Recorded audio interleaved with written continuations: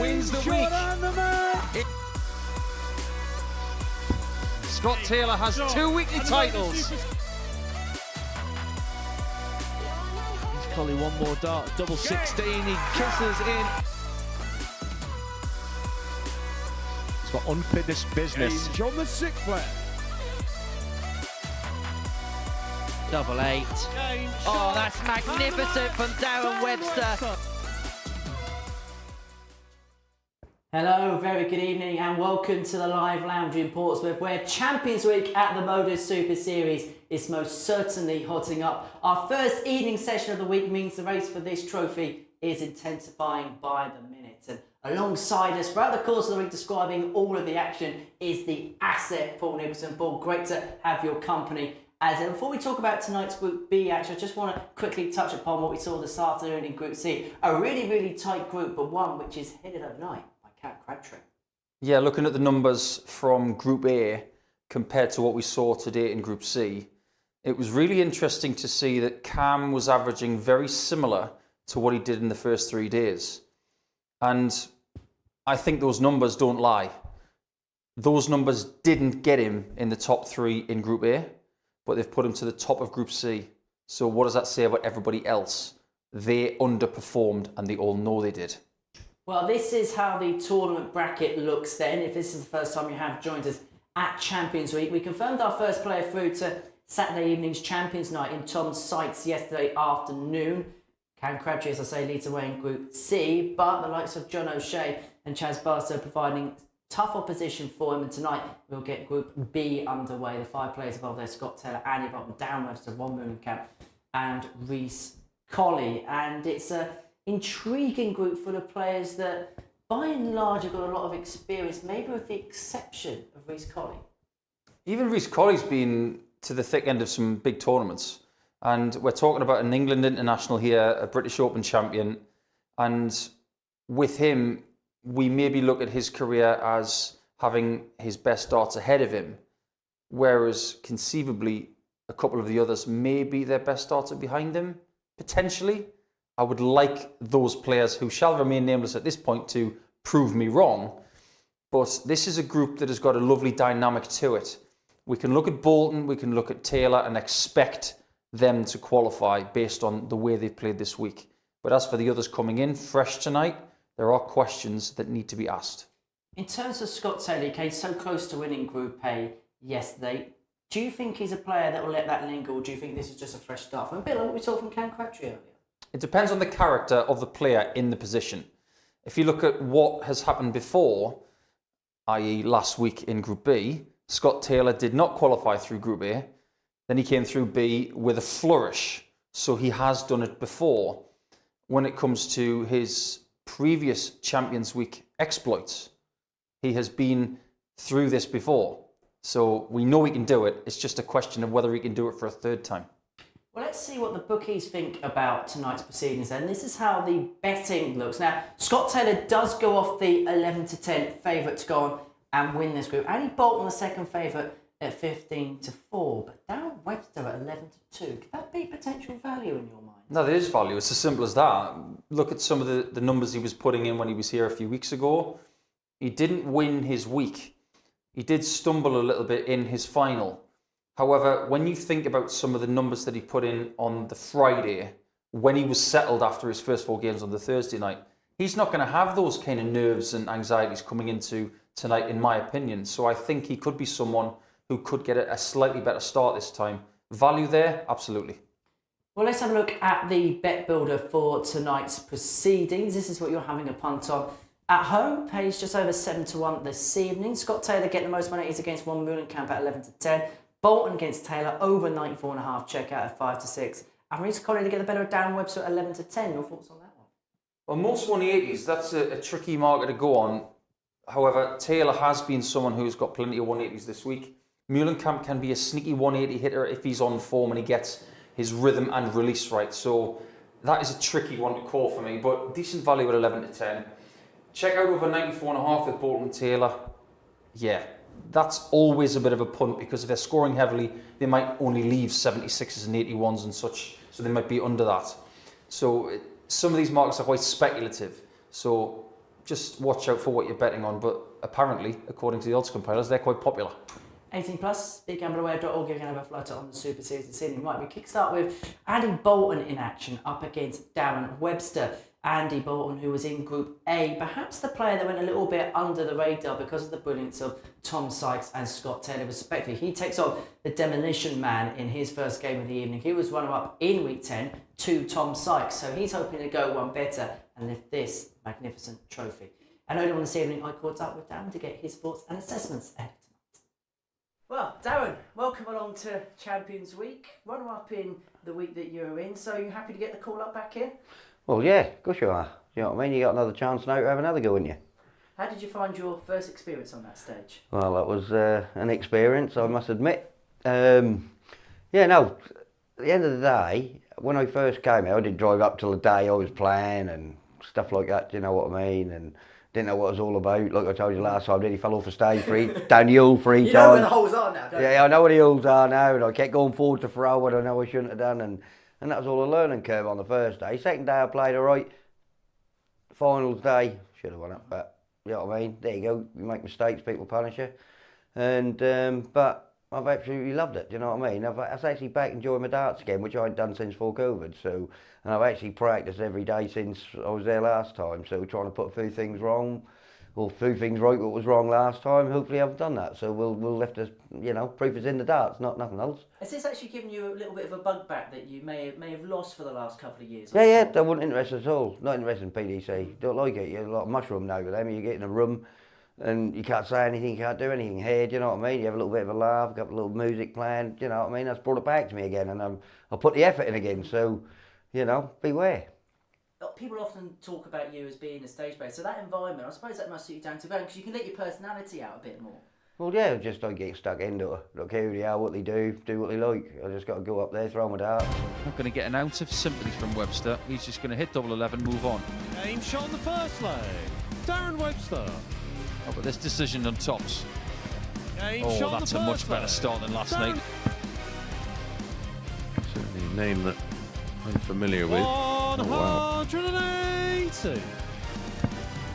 Double 19. Game shot on Hello, the second leg. 11 darter. Darren Webster. Oh, that music sounded very NFL-like, didn't it? And, well, all the players this evening are hoping to make it to the end zone as far as the Super Series is concerned. You could almost say they're hoping to make it through to the Super Series Super Bowl. The only issue is we haven't got a half-time show. But ushering in all of the action this evening, beginning with Darren Webster up against Andy Bolton, is Paul Nicholson, who's alongside Laura Turner. Hi, Laura. Hi, Henry. Yeah, thank you very much. Yeah, interesting thoughts there. Yeah, a bit of a half-time show maybe in Champions Week. Not sure what your thoughts are on that. It's not the worst idea when you've got X Factor here, so we've already given Andy the stare down as if to say, do you know what, if you're 50 years of age and you win this week, you might have to sing a song. But it seems like Henry is after a half-time show, Andy, so we might have to give you some more duties if you're here for Champions Night, because he has not made Champions Night before. But one thing's for sure, Bolton, who is now very much part of the furniture here in Portsmouth, will definitely fancy getting through this group in the top 3. First leg, it's Darren to throw first. Game on. 2 veterans of the sport, and their mission is clear. Over the next 2 nights, when they've got 8 games each, 100. they have to be in the top 3 to be alongside Sykes and 2 players from Group C. They may both qualify. 60. One of the other might qualify, or both might not. There are many possibilities over the next couple of nights. 121. Yeah, we kind of thought we had a bit of an idea of what was going to happen in this afternoon session in Group C, and let's be honest, it really did throw up a few surprises. It was very unpredictable at times, and I'm not sure now. I think, you go 40. in confident thinking, right, these are the 3 coming through. I'm going to find it very difficult at this stage to find it, to actually pick 2 that aren't going through. Yeah, that's tough. I am confident about Scott Taylor. 59. I think a lot of people are. He's got Ron Meulenkamp in game 2. At this stage, without any evidence of any completed 85. games, with all due respect to the players, I am leaning towards Webster, Bolton and Taylor. But if I'm wrong, I would not be surprised. 180. Darren, Well, Andy Bolton has just hit his 12th 180 of the week. He's not noted as a big 180 hitter. And that has 59. continued this requires week. 65. But I've got a little story about this afternoon that's going to blow your mind in the next leg. Double 4 to start the night. With a break of throw and out of the blocks brilliantly. Not surprised to see that. And not surprised to see Andy with the numbers he has posted this week. Now this story is gospel truth. After the afternoon session, I sat in my chair here in the commentary box and decided to do the averages 100. and the numbers, not just for this session, but for tomorrow as well. Because I just love doing my homework. Laura joined me about 10 minutes 66. later, and I said, have a guess, Laura. Exactly, have a punt on what Andy averaged in Group A. And she said, oh, it's got to be something around 90, so I'll go 90.12. She's laughing right next to me because 100. She was exactly right. 90.12. Well done. Thank you very much. Yeah, that's very much more luck 60. than judgment, but it's something that we touched upon throughout the whole week, that what you would normally expect from a player like Andy Bolton, he will average around the 90 mark. And I thought he had peaked a little 59. bit, had dropped off, so just had a guess, and it's always going to be an even number if I have to guess something. Yeah, that's exactly what you get from Andy. 121. But it was only good enough for third spot in what was a fabulous first group of the week. He was 39% on the doubles, which for my liking is just a tiny bit ahead 100. of what he usually does. He had a big out of 152 yesterday.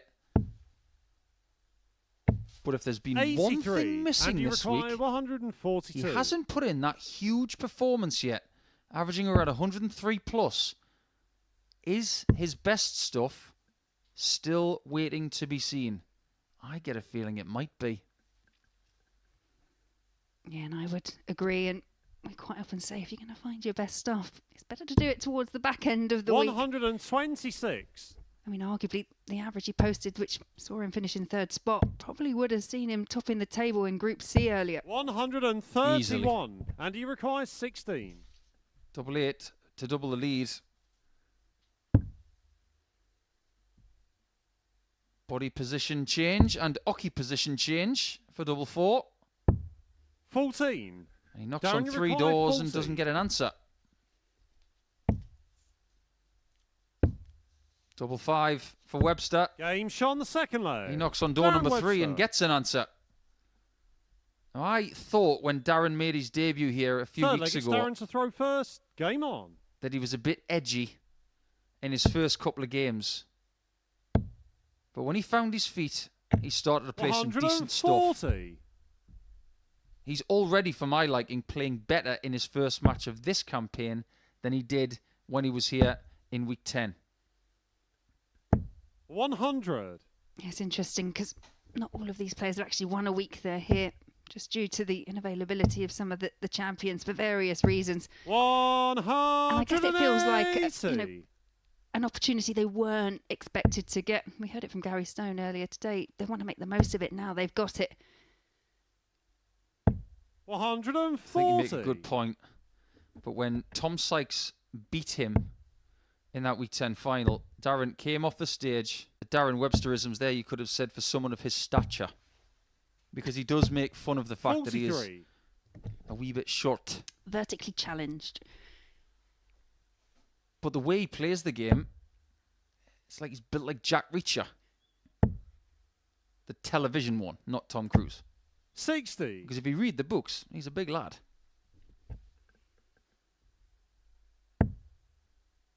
He's been around a long time as well. Been playing darts 80. at the highest level for 25 years. Yeah, and you have to say, in losing his tour card, you felt he was a bit unlucky. He did very well to qualify for the World 80. Championships, but found himself in the predicament he'd had to have made the semi-final if he was going to keep his tour card. Went back to Q School, missed out on getting his card 100. back by one leg. Finished 11th. That's got to hurt. One leg. Same thing happened last week to Ted Everts. 97. He missed out in qualifying for Saturday night by one leg. Ross Montgomery won that leg in the final game of Group B. Ted went home. Ross went to the 58. finals night. And he required 167. We might get a lot of games like this tonight where it's nip and tuck. 100. Sounds like a medical week for Sharon Osbourne, that, doesn't it? Nip and tuck. 100. And he requires 67. Options. Could go treble 9, but treble 16 was the try. Now it's double 16. Game shot on the fourth I'm leg. liking the accuracy Andy on the doubles Bolton. in this match most of the time. Fifth leg, it's Darren to throw first. And he really is Game ruining on. that leg where he missed 8s, 4s and 2s. Had he hit that, he'd 43. be almost home and hosed. But we can say from what we saw in the Group C action earlier on today, that was one of the running themes.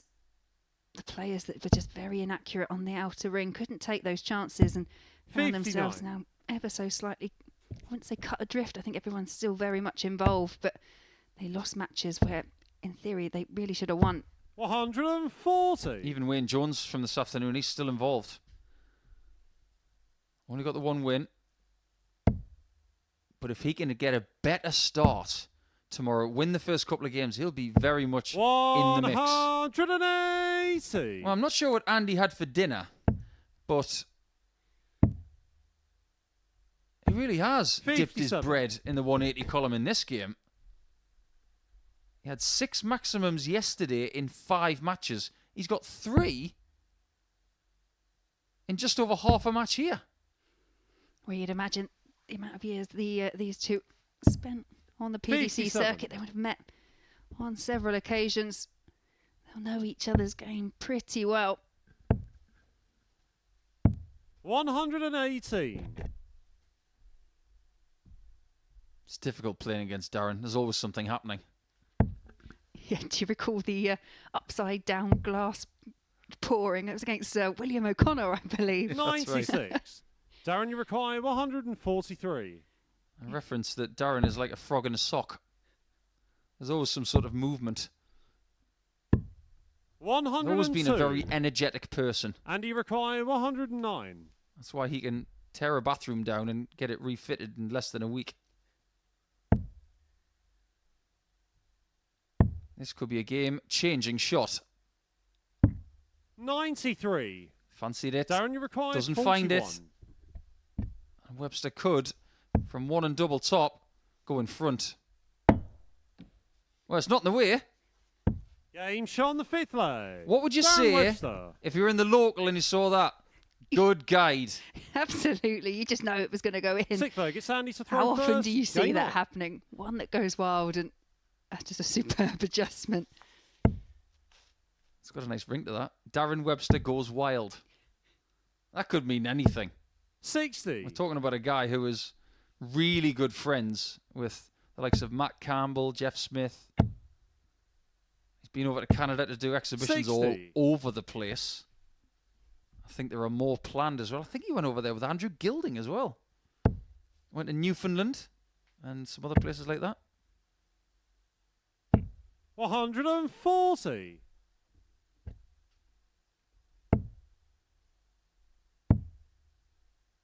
Did you ever hear the story about Darren when 134. he got bored? He had a week off. He was supposed to be a professional dart player at the time, but he'd jacked in the building game and he thought, I'm just going to focus on the darts and give it a proper push. I think he lasted a day. 140. He ended up taking his bathroom out completely, back to brick, rebuilt the whole thing. 100. to pass and the he require time. 161. Yeah, I guess if he's kind of comes across as the type of person, if he's not kept busy, he's going to be kind of bouncing around the room. Hello. Game Goodbye. shot the sixth leg. Andy Bolton. Well, he didn't have to go for it, but we are glad he did. Seventh and final leg. It's I'd Darren like to to throw tell you that's the first. biggest Game finish on. of the week, but it isn't, because we had a 170 from Cam Crabtree this afternoon in a game where we could have had 3 of them. 121. But that is Andy's best of the week by 9 points, which bests his 152 from yesterday. 59. I just indicate as well how his mindset is coming into this group. If he sees a shot, he's probably going to go for it. He's not even going to think about where his opponent 60. is. That's encouraging, considering what we want from these players the next couple of nights. Yeah, I agree. Just makes you feel that he's confident that his darts are in a very good place. And he's backing it up with shots like 161. 43.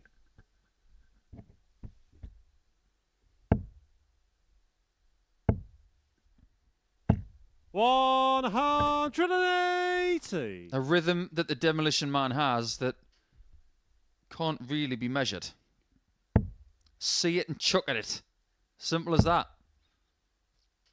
He thinks faster than most 100. and Darren executes Uruguay, faster than most as 140. well. And this game is almost finished. Yeah, you think Andy Bolton may be 60. ruining those missed opportunities earlier on in the match. Finds himself way back on Darren Webster.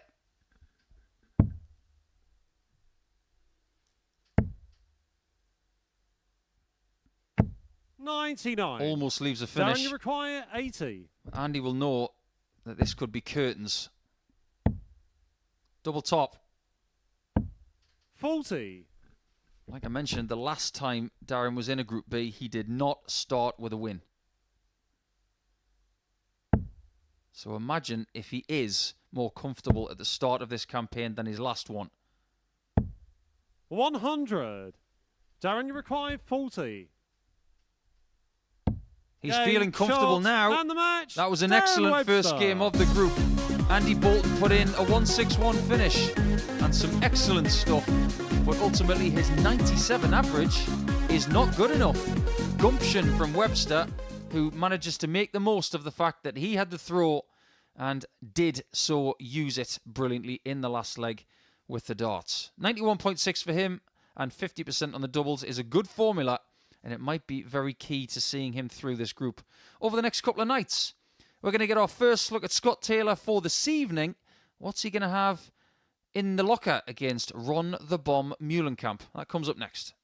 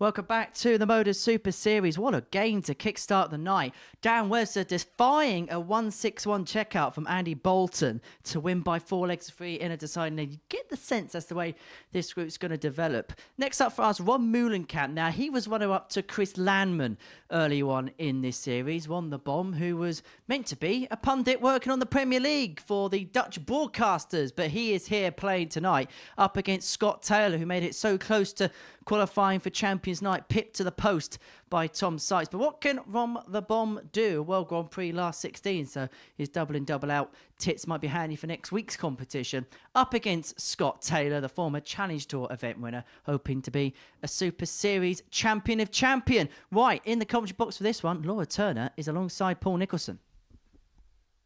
Let's progress on with game 2 then.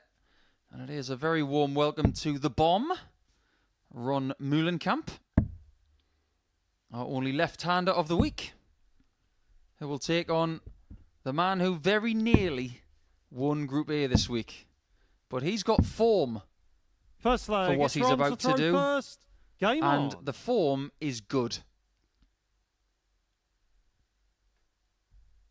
Champions Week back in Series 3, Taylor lost out to Luke Littler in Group A. He was second. This week, he was second to Tom Sykes. 95. Then, in the Series 3 Champions Week, he was third in Group B, which qualified him for Champions Night. On that occasion, he was behind John Worsley 60. and Daryl Pilgrim. Eventually, it would be Luke Littler who would stop Scott Taylor making the final of the series. Luke went on to beat Jacob Taylor in the final.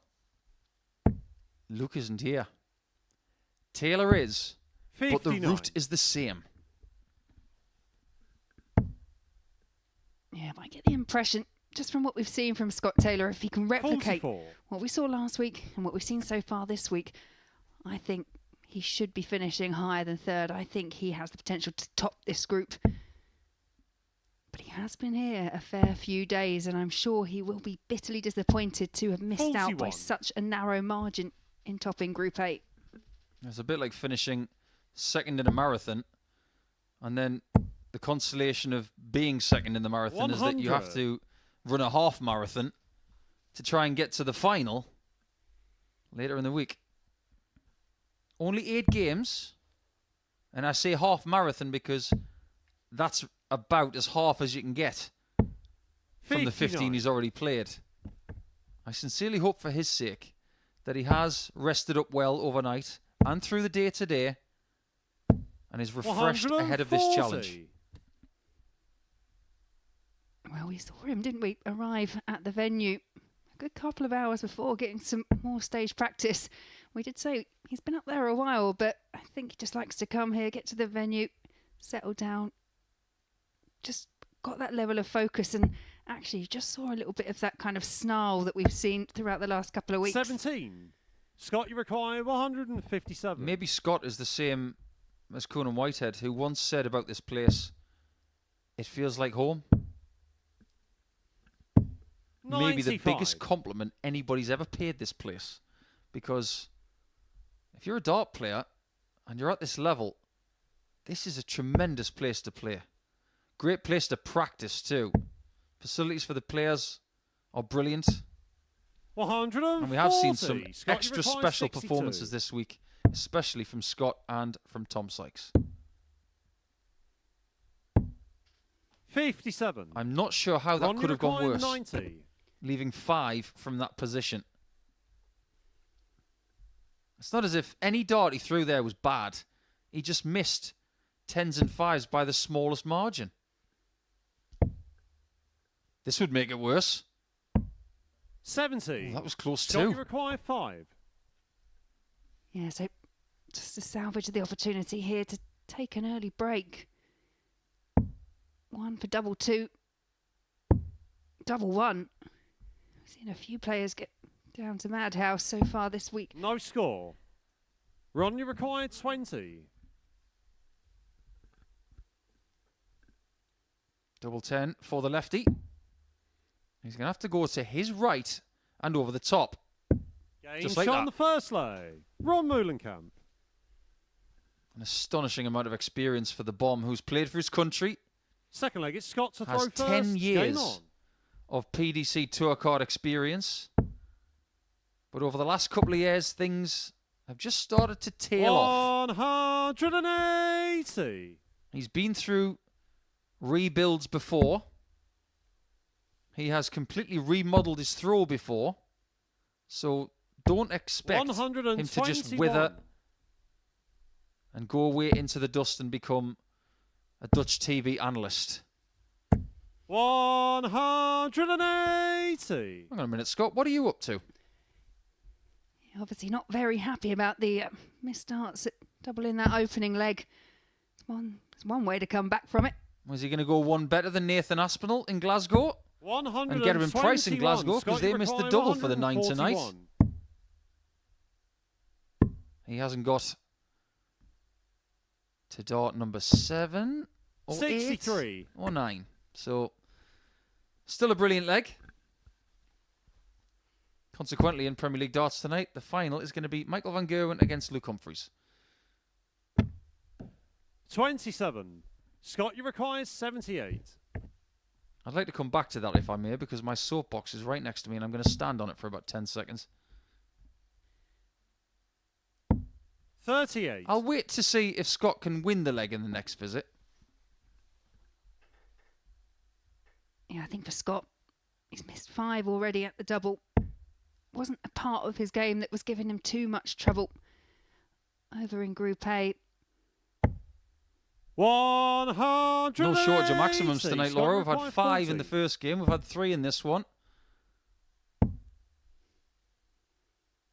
Game shot on the second. He gets his leg. first double. Scott Taylor. That was important. He was under pressure there to get that done. Otherwise, Third leg, Ron it's could have Ron to stolen a throw second first. leg in a Game row. on. Now, my comment is this. In the last 30 minutes, I've seen broadcasters talk about Littler being petulant when he lost tonight. 95. Had a way, man. You got to be kidding me. He's 17. I know he's under pressure, but he's lost a really good match to Price tonight. And he made what some people would classify as an error when he had a 96 checkout. Come on. Let's be a bit more responsible. 96.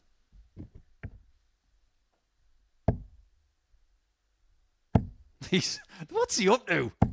If you don't get it the first time, I'll have another go. Yeah, it's all about perseverance, isn't it? Perseverance and repetition. What you won't want to repeat is the same attempt of 141 he had in the previous leg. Oh, come on. Come on! 180. It's leg 3, there's been Scott, you require 6. 141. It's on. Not anymore. He's getting closer. Just try again the next leg, Scott. You'll be 93. fine. Ron, you require 130. You got to be kidding me. Well, that was no joke, that shot, but I tell you, if that went, Scott might have just said, can I just have a minute? Yeah, what more do I need to do? Well, after a shaky first leg from the pair, this game has really caught a light. 106. Scott, you require 48. Double 16. What's he got to do 40. to shake off Run the Ron, Bomb? you require 24. Well, it's easy. Hit the doubles. Game shot on the third leg. Ron is doing that. Moulenkamp. He's 2 from 4. Scott Taylor, I mean, get your gills around these numbers. Fourth leg, it's Scott He's to got throw 4 first. 180s Game and 3 on. legs. He's only got 1 ton, 1 140, and he's 1 from 10 on the doubles. 60. It's almost as if his stats are backwards. Yeah, and when you think back-to-back 180s, went 7 darts into that last leg and 43. still couldn't convert, couldn't find the double.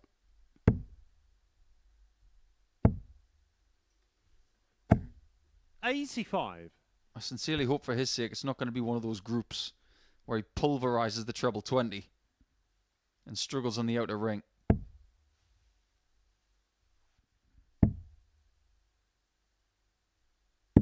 Making champions night is not 134. easy. Think about what they've all done just to get into this week. Then they have to go through all that again 100. to try and make it to the finals night, which has tonight been called the Super Bowl of the Super Series. Hey. Well, yeah, when you think how difficult it is, we've got 2 former champion week winners in Conan Whitehead and Jim McEwen. They didn't even make it to this 85. stage. So it just shows how hard it is just to be here.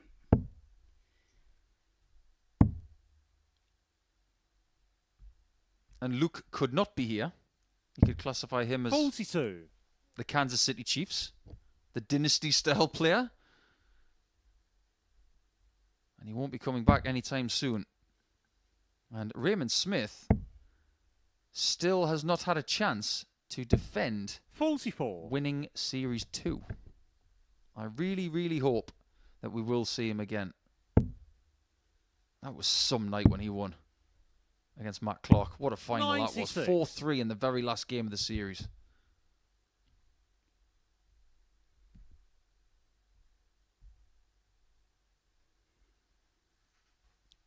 Well, Scott's finding himself in a familiar position. He's down to a finish first.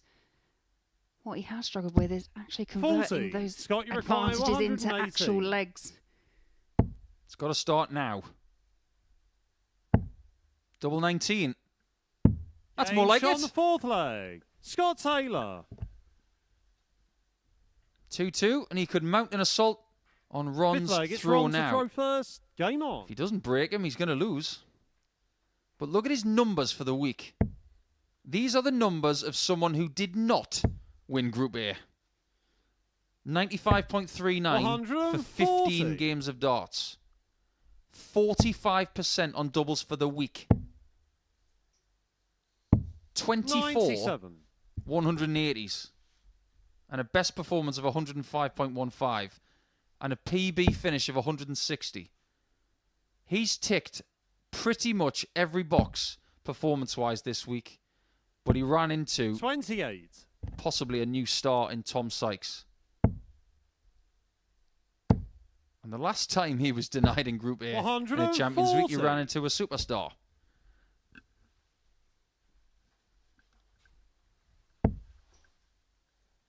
If you were to offer Scott the chance to get third position in Group B again in a Champions Week, he would take it. He knows it's all about Saturday night, getting there and then performing. 140. Then. You were likened this to a half marathon. In fairness, finals night is just that final sprint, that final leg. Doesn't matter how you get there, the key is getting there. 43. Ron Scott, didn't even think he was require coming back for this week. 124. But because Chris Landman got a tour card, he may have had the Super Series on speed dial. 88.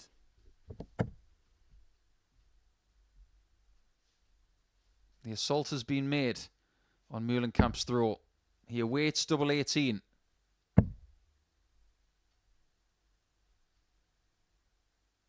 It's going to stay up top. And that is 80. very unfortunate. I think that was a mix of 36. flight, point, and possibly wire. Game shot on the 5th leg. Scott That's Taylor. wire, pants on fire for Ron Muhlenkamp. It's 3-2 for Taylor. 6th leg. It's Scott to throw first. Game on. He's very much a menace in the facial expression department, isn't he? Yeah, you wouldn't want to be kind of staring at him. If he stares at people like he stares at that dartboard, that treble 20, gets scowled at when he's up on the hockey. I'll tell you one thing, Laura. If we were having a very palatial Super Series players and staff 81. meal, I wouldn't be wanting to nick one of his fish fingers, that's for sure. 140. Almost looks cheesed off for 2 140s. At least now his 140 count is actually above his 180 count. His score screen looks delightful. 125. That dart has been plaguing Muhlenkamp for about 3 or 4 years. That follow through that just doesn't complete. There's very much quite a lot of 140. movement, especially on, as you say, that last throw from Muhlenkamp. It's a very deliberate drawback from the left hip. And sometimes he just gets a bit too much tension in that lead arm. 60. Scott, you require 81. One does not expect to get this leg, or indeed the points. 57. He may be right in the next visit. Yeah, all Ron Mullenkamp can do now, just try and find a 2 treble visit. 3 treble would be ideal. Well, when I say treble, not that one. This game found boiling point 83. around Scott, 2 you legs require in. 24. And since then it's been simmering. Game, shot, But there it is. and the match. There's the Scott parsley on the Taylor. dish, because Scott Taylor has won it by 4 legs to 2. He found that breakthrough in leg number 5. And what an assault he made on Ron Mullenkamp early, and was pegged back. But 4 180s for him and 2 for Ron Mullenkamp tell us a very interesting story. But Taylor was the better player in the end, getting 15 chances at a double in that one compared to Ron's 4. So we go to game number 3. Does anybody fancy a bit of chaos? Because he's coming.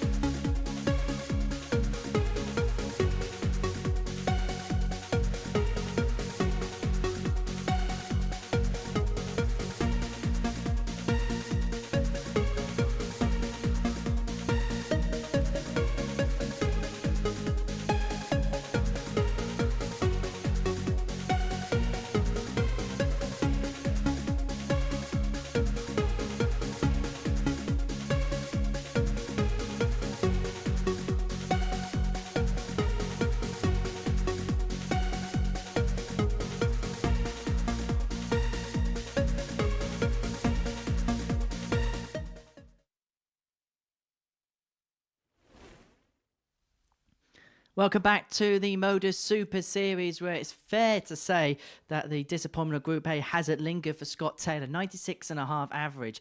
Maximum's glory is on 9 darters in back-to-back legs. He gets the better of Ron Mullenkamp by 4 legs to 2.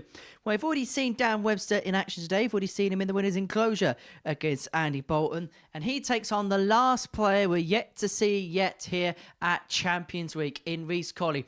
We have now seen the potential Series 6 champion at the MODUS Super Series. It's an exciting point of the week. The action gets more serious from here. It's Webster against Colley. It's Paul Nicholson and Laura Turner in comps. Yes, indeed. Bring on the chaos. And bring on Darren Webster again, because he won his first game tonight. A very good encounter with Andy Bolton, in fact. And we'll get into that in a second. But my word, that's a shirt. That's a Peter Wright, Jason Marriott, Reece Colley hybrid. It's literal chaos. First leg, it's Reece to throw first. Yeah, Game on. It's definitely one as a spectacle for the eyes, isn't it? Yeah, I wouldn't say it's an eyesore, but what I do like about what he's done here is it's a bit of an homage to his beloved Aston Villa with the colours on the initials at the back. So it's very, very Reece. And that's okay.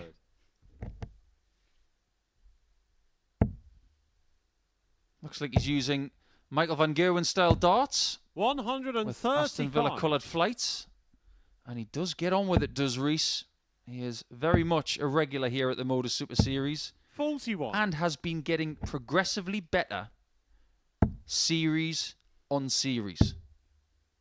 That impresses me. Because 77. when he came here initially, we all thought, maybe. And he made a decent impression when he first came here. And 59. then he got a bit better, and learned a few things, made a finals night. Then, in series number 6, 97. he was ready. And he's now a weekly winner. Yeah, I think he'd probably say himself, he really went through a massive purple patch back in 2022, which saw him win the British Open, see him get selected for England. And right now he's staring down tops, needs 10s. 42. But then he kind of dropped off, and I think the experience here at the MODUS Super Series, like you said, he's just been able to pick it up and get back to those levels that saw him win the British Open. Game shot on the That's first a beautiful leg. dart there from Reece. Colley. I think his dart shirt's a bit Second like leg, the sun. I can't look directly at it. Game on. Oh, I don't know. It's quite mesmerising. I can't take my eyes off it. I feel like I'm back in the 60s. 22. I was born in the 70s.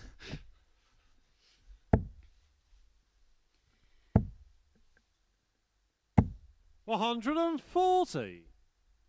This game is not for the faint-hearted. This is quick. Not a great deal of 60. thinking going on here.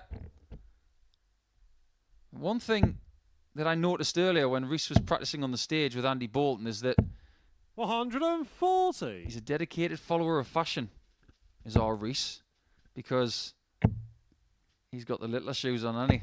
You did pick that up. It was the first thing you spotted. 180. You actually didn't mention the shirt. You were just drawn to the shoes. Do you know something?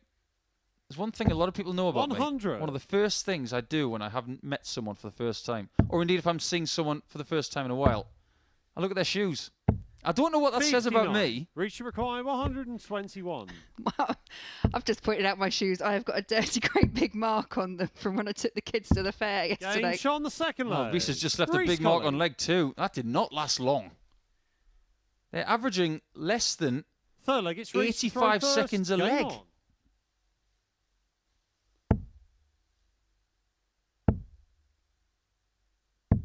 $91. 5 minutes 42 is the record for the quickest match.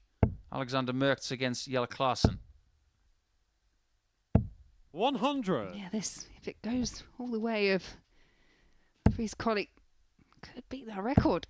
This is, as you say, super quick. 98. I don't see two players on the stage who are uncomfortable with this situation either. 60. I think they'd rather get on with it. There they are. Not my cup of tea, but I'm the wrong side of 40. And you can probably appreciate them, what, better than a pair of the commonly spotted Skechers that seem to float around. You won't catch me in a pair of them. They are very comfortable. And I'm sure they are. But each to their own. 140. I sincerely hope we haven't said that when Darren's wearing a pair of Skechers. 100. Reach require I've got a sneaky suspicion he might be, 128. you know.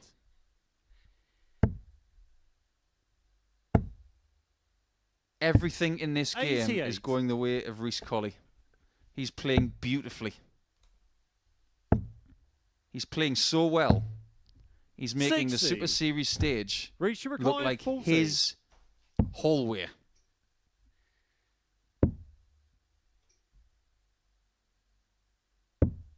30. Not on that occasion. Darren, you require 121.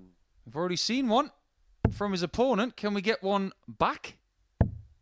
On the bull?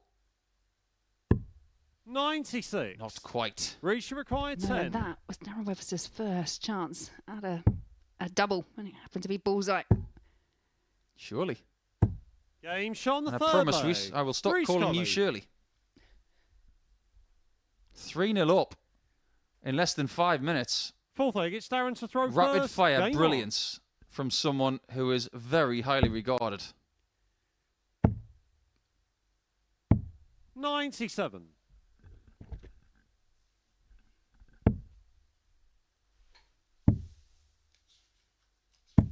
84. When Colley won week 11, he came through Group C,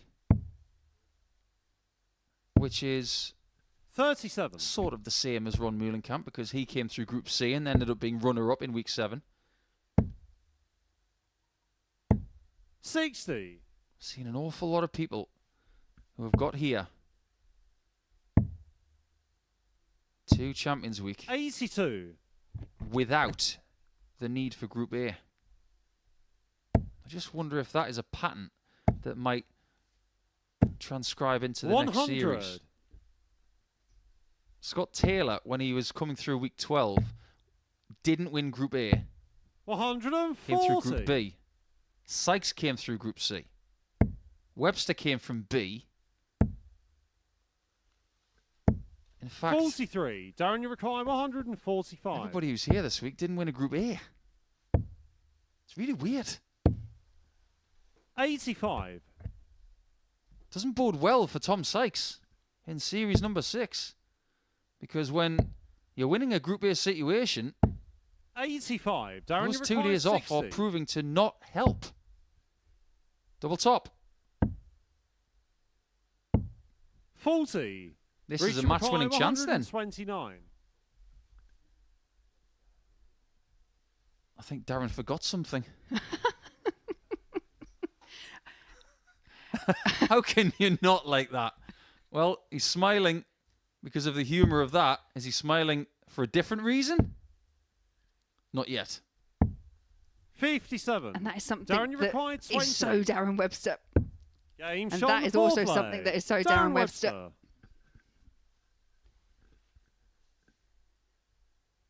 5th leg, it's reached the I throw know when he first. lost his tour Game on. privileges very recently, for a few days, it definitely stung a bit. 140. But isn't it really nice to hear that Darren is really enjoying his darts again? When someone is struggling to stay on tour 60. and struggling to play the amount of matches that they want and to get the money that they feel they deserve, it's a hard life in the PDC 100. circuit. But one of the main reasons why people like Darren are starting to believe in themselves again 60. and why they're enjoying their darts again is because of this place.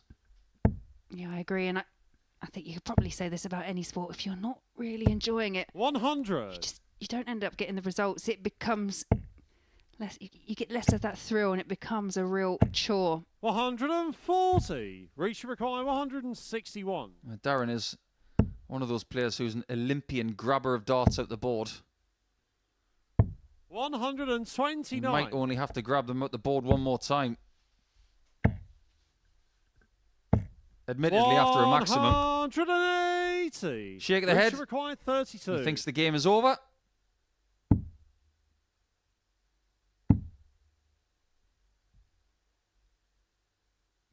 Game, He was shot, right. And the match. That Reece was a Colley. very accomplished display from Reece Colley. He did come down average-wise by about 10 points in the end, because after 5 minutes of that game, he was in a hugely advantageous position, especially after taking that 1-2-1 checkout in leg 2. Ultimately, he came down, but still got the commanding result. So 4-1 for him after game 3 means that he will have points on the board before he plays Scott Taylor in the halfway point game, which is game 5. Number 4 is coming up. It's Meulenkamp against Bolton. That one could be fiery.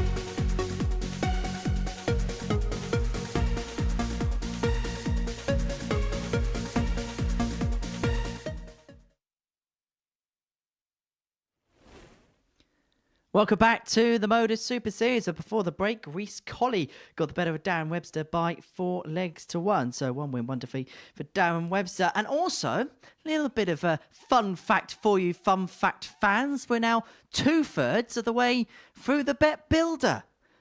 Next up for us, Ron Meulenkamp against Andy Bolton. Not an effect on the Bet Builder, but could have a big effect as far as the league table is concerned. Both players are going to get their first one on the board, and this is being watched by Paul and Laura.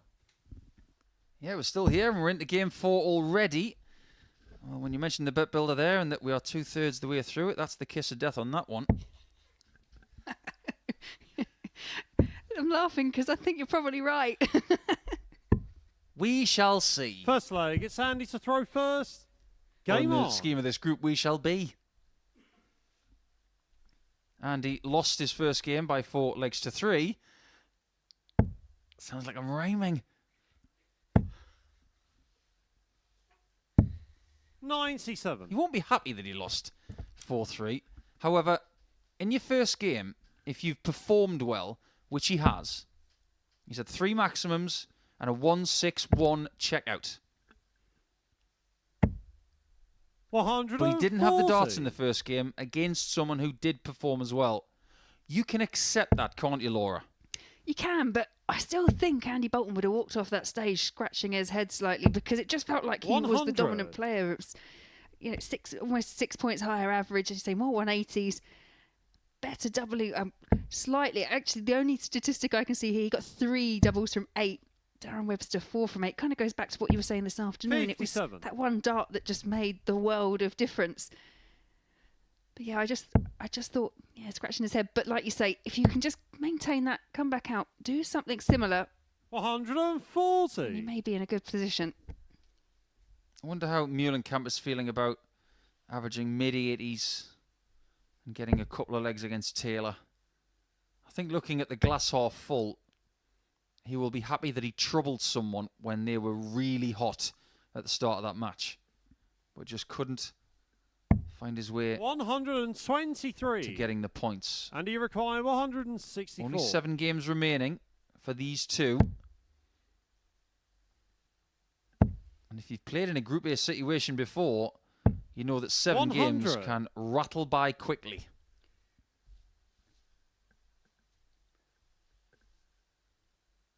News just in from Glasgow. Michael Van Gerwen has got the points tonight at the expense of Luke Humphreys. 6-5 in the final. Congratulations to both gentlemen on getting 64. Good points haul in Scotland this evening. Points are what these guys are after too. 48. That double has cost Andy a few times already tonight. Hence the grasp of the darts out the board with a little bit of vigour. Game shot on the first leg. You don't see many lefties going for double 16. It's just part and parcel of the game. Second leg, most lefties leaving tops, 12s and 10s. But the bomb thinks differently, and he's already broken.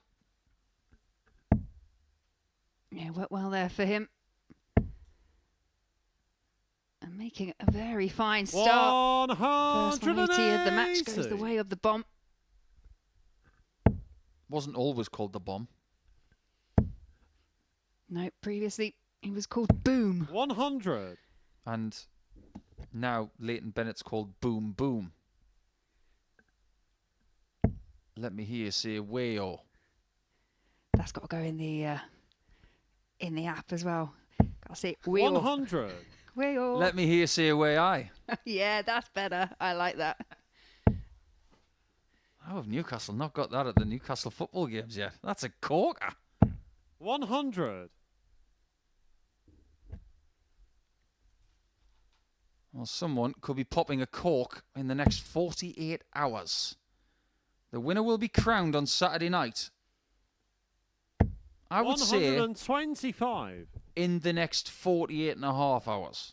It's usually around about 11:15, 20 past 11 when the champion is crowned.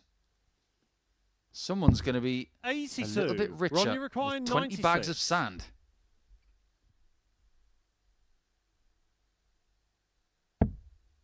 Now Andy's going to be scratching his head at the fact that he's 2-0 down. Ron Moulenkamp. That's an 11 darter, and somebody is starting to warm up.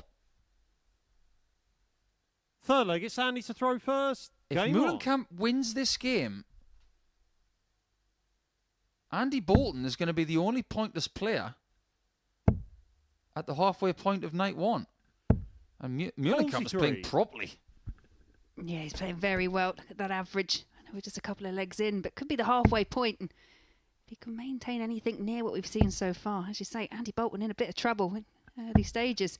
123. I mean, Bolton came into Group A, he was the favourite, and just came up against two very strong competitors in Sykes and Taylor. Coming to this second favourite, but once again just finds himself in a bit of a corner 48. early on. Sometimes when you're in a corner, you've got to fight your way out. And Ron knows a thing or two about fighting because his brother owns a boxing gym. And I've seen a fair few videos of him training there. 52. He's got some moves. Some moves that allowed him to shed a few pounds. Because about 10 years ago, he was a little bit heavier than he is 140. now. And he turned himself into an athlete. Yeah, and I think that's something that we're noticing a bit more with our top-end players. If you look at the likes of Luke Humphreys, you know, people are recognising it's a slog when you're on tour. You're away a lot, and the amount of games 100. you have to play, you need to have that stamina to play game after game at a level. And I do think it's going to be the new biggest factor in darts. I do really think so. Well, Gerwin Price over the last few years has 100. tried gluten-free diets. He's gone on keto diets, all in the quest for finding that extra 1 or 2%. Look at Novak Djokovic, fiercely vegan. 97. Talked openly about what he does pre-match with hydration and things like that, all for that extra 1%. Seems to work for someone like Novak. And why wouldn't other sports 85. follow that kind of Ronnie example where you find what 129. works for you?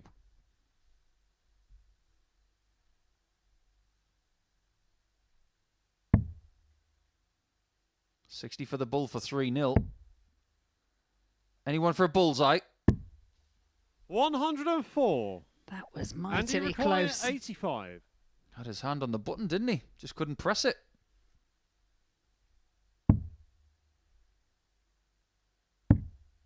Can Andy press the button? Oh, he's gone the other 60. side. Ron, you required 25. That bullseye's like the Matrix, dodging bullets. Ooh, Ron gives double eight the old rock eyebrow. 17. I can't smell what the bomb is cooking. Andy required 25. No, but you feel this is going to have to go here for Andy Bolton. Goes the same route. Is it the same outcome? Game shot no, on this third occasion, leg. Andy Andy Bolton does Bolton. find the target. That is a world-class dart.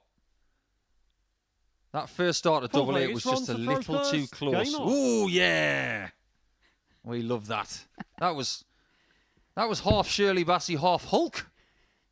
Yeah, that was a good combination. We have 58. been treated to quite a few wiggles, but I'm saying that is my favourite Andy Bolton wiggle of the week so far. That had some sauce on it. Real purpose. Yep. More wobbles than a panna cotta factory. 180.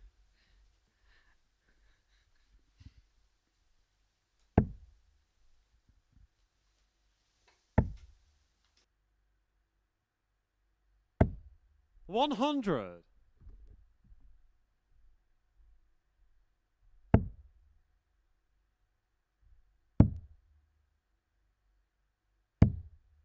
$86.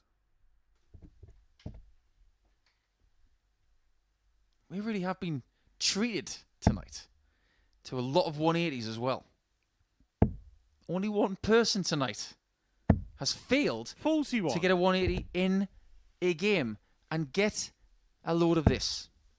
Considering what we've seen from Reece Colley in that performance with Darren Webster, 140. he's the only person who hasn't had a maximum.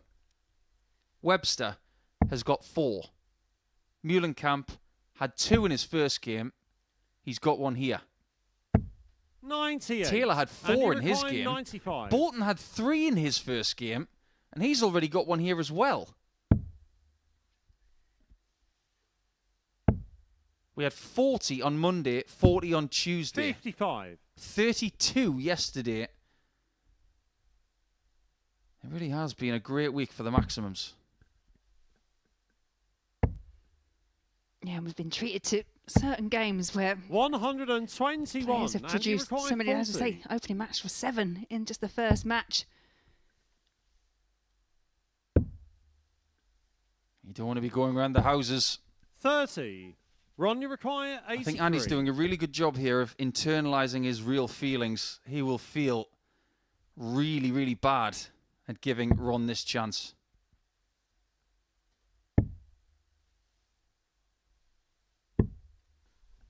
$58. But another shot at the ball that goes begging. Andy required 10. Gives Andy another crack to level things up.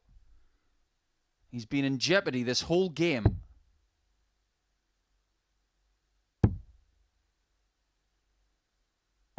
And he does get the wonderful guide and uses it to perfection. He's got his throwback. Now it's best of 3. This situation could have been so worse than it is. Yeah, but he's kind of doing those few little things that he did in his opener against Darren Webster. He's just leaving the door open ever so slightly. Ron couldn't actually walk through on that occasion, but Darren Webster did. Perhaps this will go down again to a last leg decider, and what is in Andy's favour is the advantage of throw. 180. And yet another.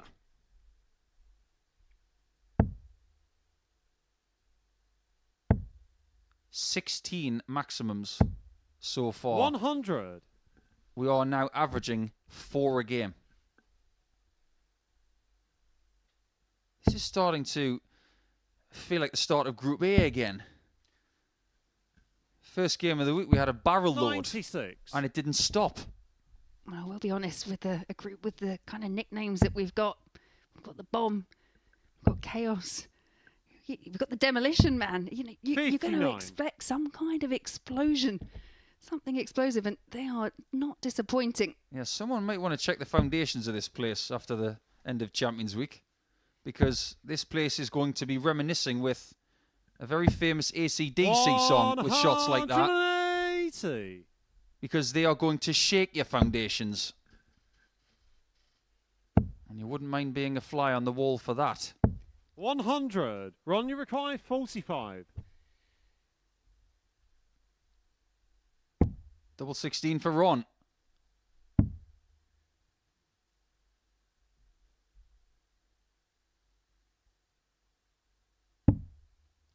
Well, it's a chance for Bolton, but it's very hard. And you require 145. Yeah, did take out that exquisite 161 earlier on against Webster. Has had a 152, but won't be adding the 145 to that collection. 97. Ron, you require praying for mistakes. 8. Most of the time, they won't come in this spot.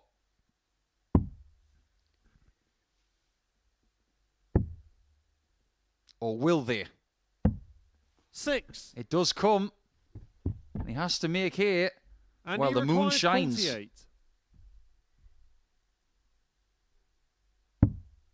Double 16. Game Sean the He'll fifth take leg. that. Andy Bolton. It's not vintage. In fact, he's averaging 12 points less than Meulenkamp, but has found his way to the front. Can he stay there?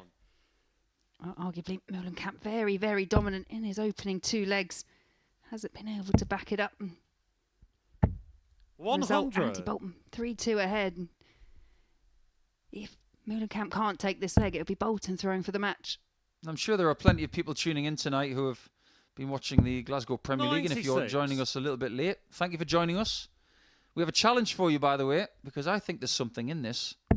Anybody who's watching tonight, if you fancy a late night challenge, I want you to make 96. a little poem or a little rhyme, including all 5 nicknames from tonight.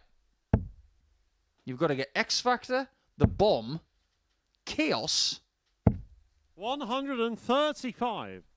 Demolition Man and Scott Taylor in there. I was going to say, we've just got one absent, haven't we? You can put Scott Taylor's name in it. So all 5, get your best in via X at MSS Darts. I'll be really interested to see what you guys come up with. Yeah, what do you reckon? We can give us some artistic license, and if they want to create a nickname for Scott Taylor, you never know. Do. He Please might do. pick it up. 100. He's already been called Tenacious T. I can hear the rattle of Henry's pencil.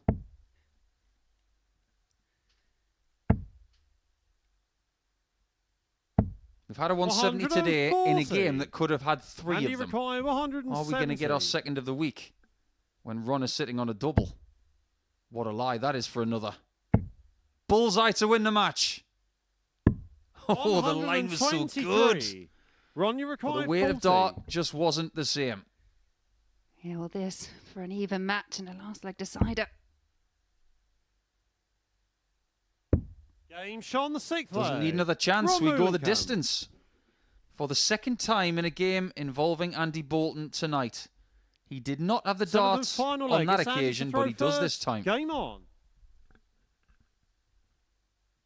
I can see that Ron goes to the same barber as Mike DeDecker, where he gets his part put in with a laser. 140. I admire anybody who can have that haircut and pull it off.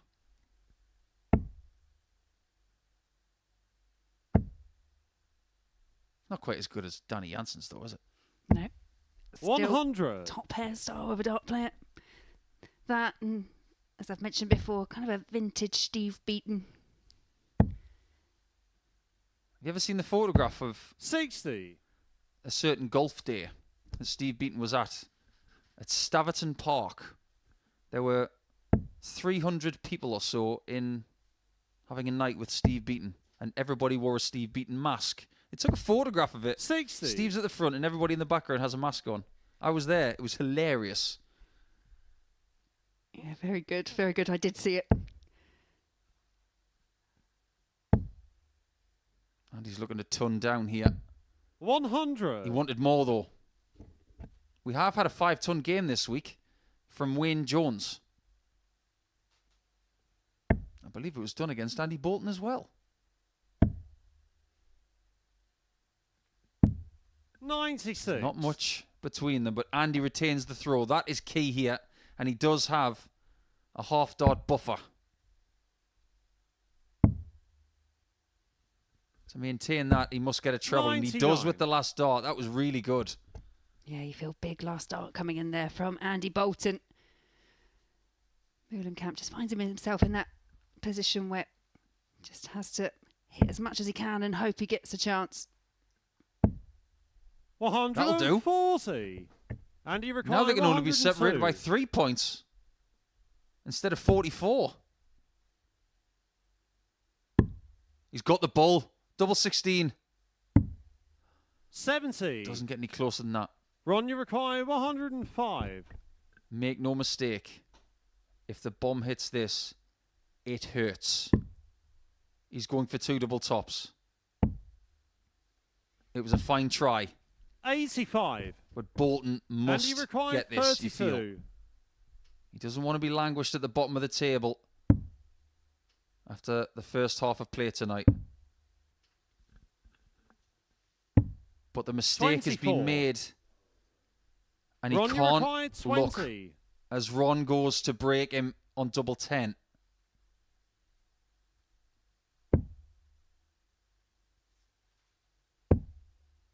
Can he find double 10 with the last dart? Game shot. It'll feel and the even match. worse that it was the Ron last dart. Mullenkamp. It's the second time tonight that Andy Bolton has lost by 4 legs to 3. I suppose the only bright side is that his leg difference isn't that bad, even though he's lost 2 games. But pay homage to Ron Mullenkamp, who played beautifully at times in that match. His average is almost 10 more than his opponent, and he does walk away with 1 more dart at double that has hit, even though they had the same amount of attempts at 16. When we come back, it will be game number 5. Scott Taylor will be taking on Chaos, and that could be rather good.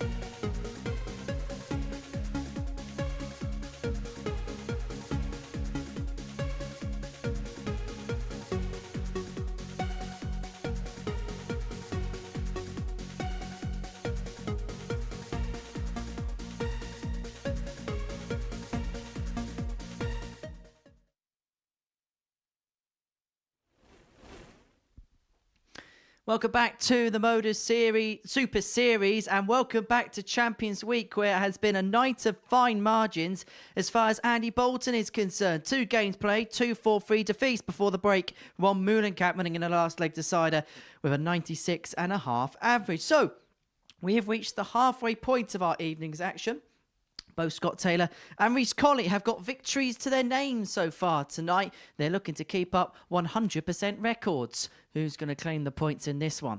Let's find out with Paul Nicholson and Laura Turner.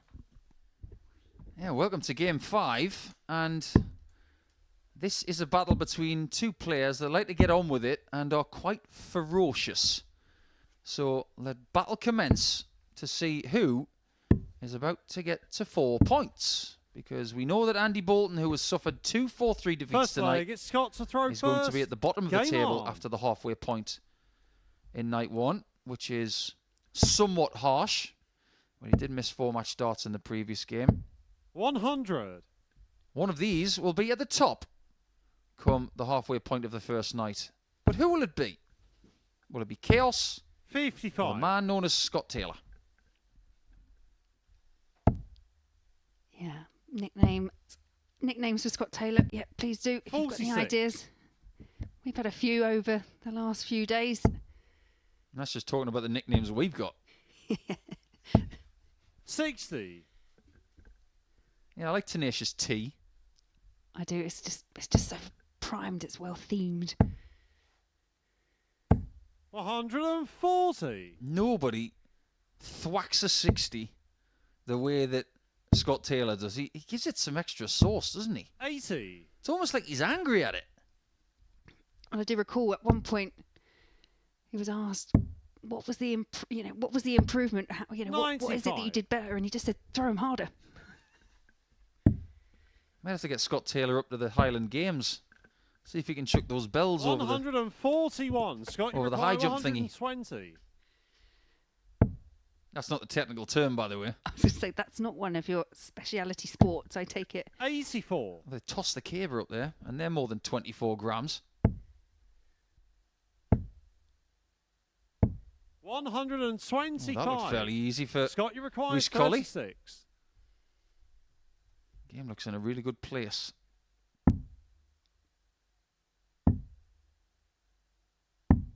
$18. Reach your required Sometimes 40. you just got to be there and wait for your chance. Game shot Chance the first taken. leg. Rhys Colley. I said earlier that my 3 picks to come through this Second group leg, it's Rhys to throw first. were Game Taylor, on. Bolton and Webster. But I would not be shocked to see the others 140.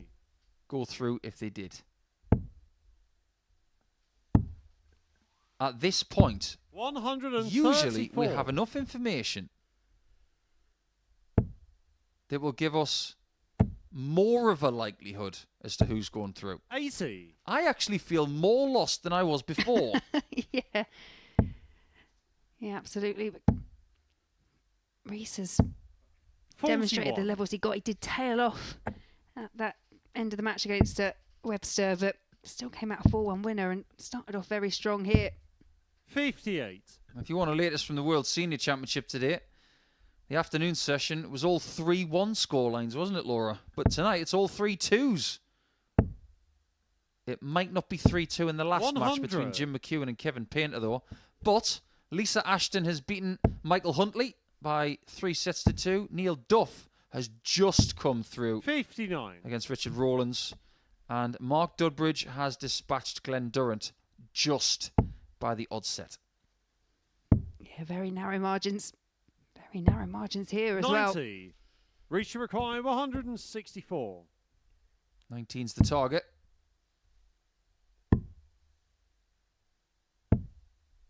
$89. Scott, you That'll require work pretty well. Had he got the 136. half bull, it would have taken the 64 off. He's done a little bit more than that. 84. He's got Scott Taylor in a Reach bit your of trouble required here. 75. Yeah, that leaves 24. Double 6. Game shot on the Yeah. second leg. Really Rhys has Colley. got Taylor up against the fence. Now, Are my eyes deceiving me, Laura? Are these Michael Third Van leg, Gerwen it's style Scott to darts throw that he's using? first. Because they look so Game much like on. Michael's. Very, very similar, aren't they? Well, if this is a new trend that's going to happen, because Peter Wright at the back end of last year when he won the European Championship used Michael Van Gerwen darts. 93. And Scott Taylor's using James Wade darts.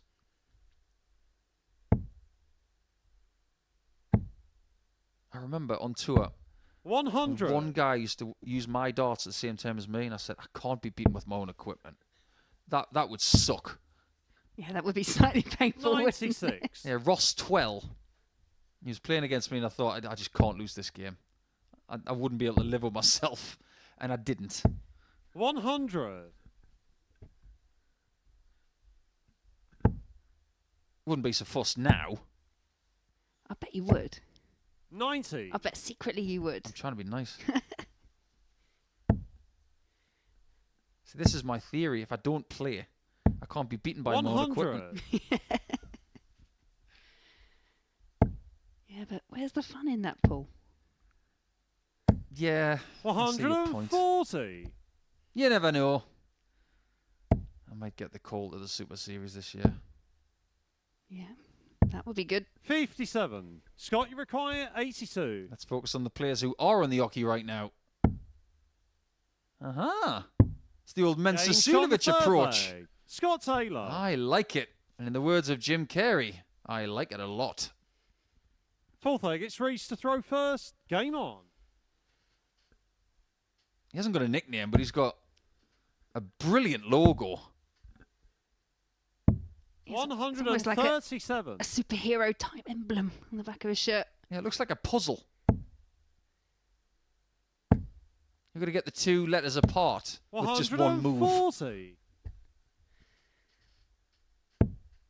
It does look like a superhero type of thing, doesn't it? 58. There it is. Super Taylor. Well, we've got a Super Ted. 125. We did have a Super Ted last week. And I'm sure we'll see Ted again. 59. What would be Super Taylor's superpower? A super stare. And it's got nothing to do with tailoring, okay? He's not going to shorten your trousers in record time. 140. That's got to be something to do with that vision. Something along the lines of a Cyclops or that Superman. Kind of 97. X-ray Scott, vision, you but- require 96. Honestly, I wouldn't want to be stared down by Scott Taylor. Agreed. He might even be the person to outstare the dog in Frasier. 56. Reach you require 150. Anyone can outstare Eddie. Oh, there's a challenge.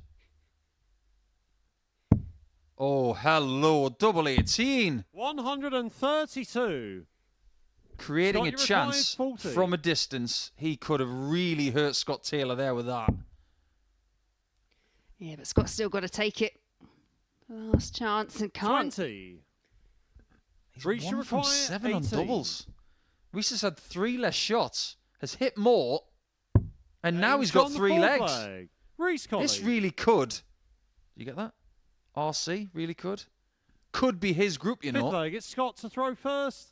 His Game logo's on. not bad, but it takes a bit of figuring out. Looks like a really fast snail.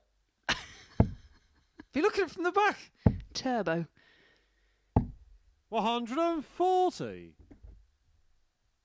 Isn't that a Pixar movie where there's a really fast snail? Yes, that's why I said it. 180. pretty quick.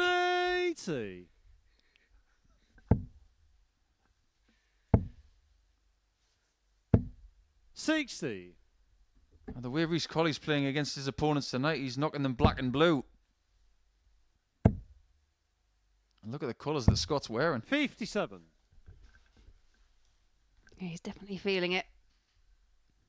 Not many people have been able to beat Scott this week. No, well, coming into this week, it took 102 average. Just perhaps 41. the length of time. Just taking its toll slightly on Taylor. And at the added disappointment of playing as well as he did in Group A and finishing narrowly in second place. Just how big is it that he's only got to play 4 games 140. instead of 5 today? Is that a factor? I think so. I think it's massive. I think it's the intensity that he plays with. 180. That will tire him out. Reach your Tell you requirement, what, after this Champions Week, he's going to 124. sleep well. However, Reece Colley's giving him nightmares. Because Reece Colley wins by 4 legs to 1 with a classy 95 plus average, and his finishing was spot on. 4 hits from 6, and he's the man who is going to be leading at the halfway point of night number 1. If you look at his first game, well, he had the decent average against Darren Webster, but that was a definitive improvement. If he plays like that the rest of the night, he might not be far away from 8 points. The halfway points, we have Webster and Muhlenkamp coming up after this.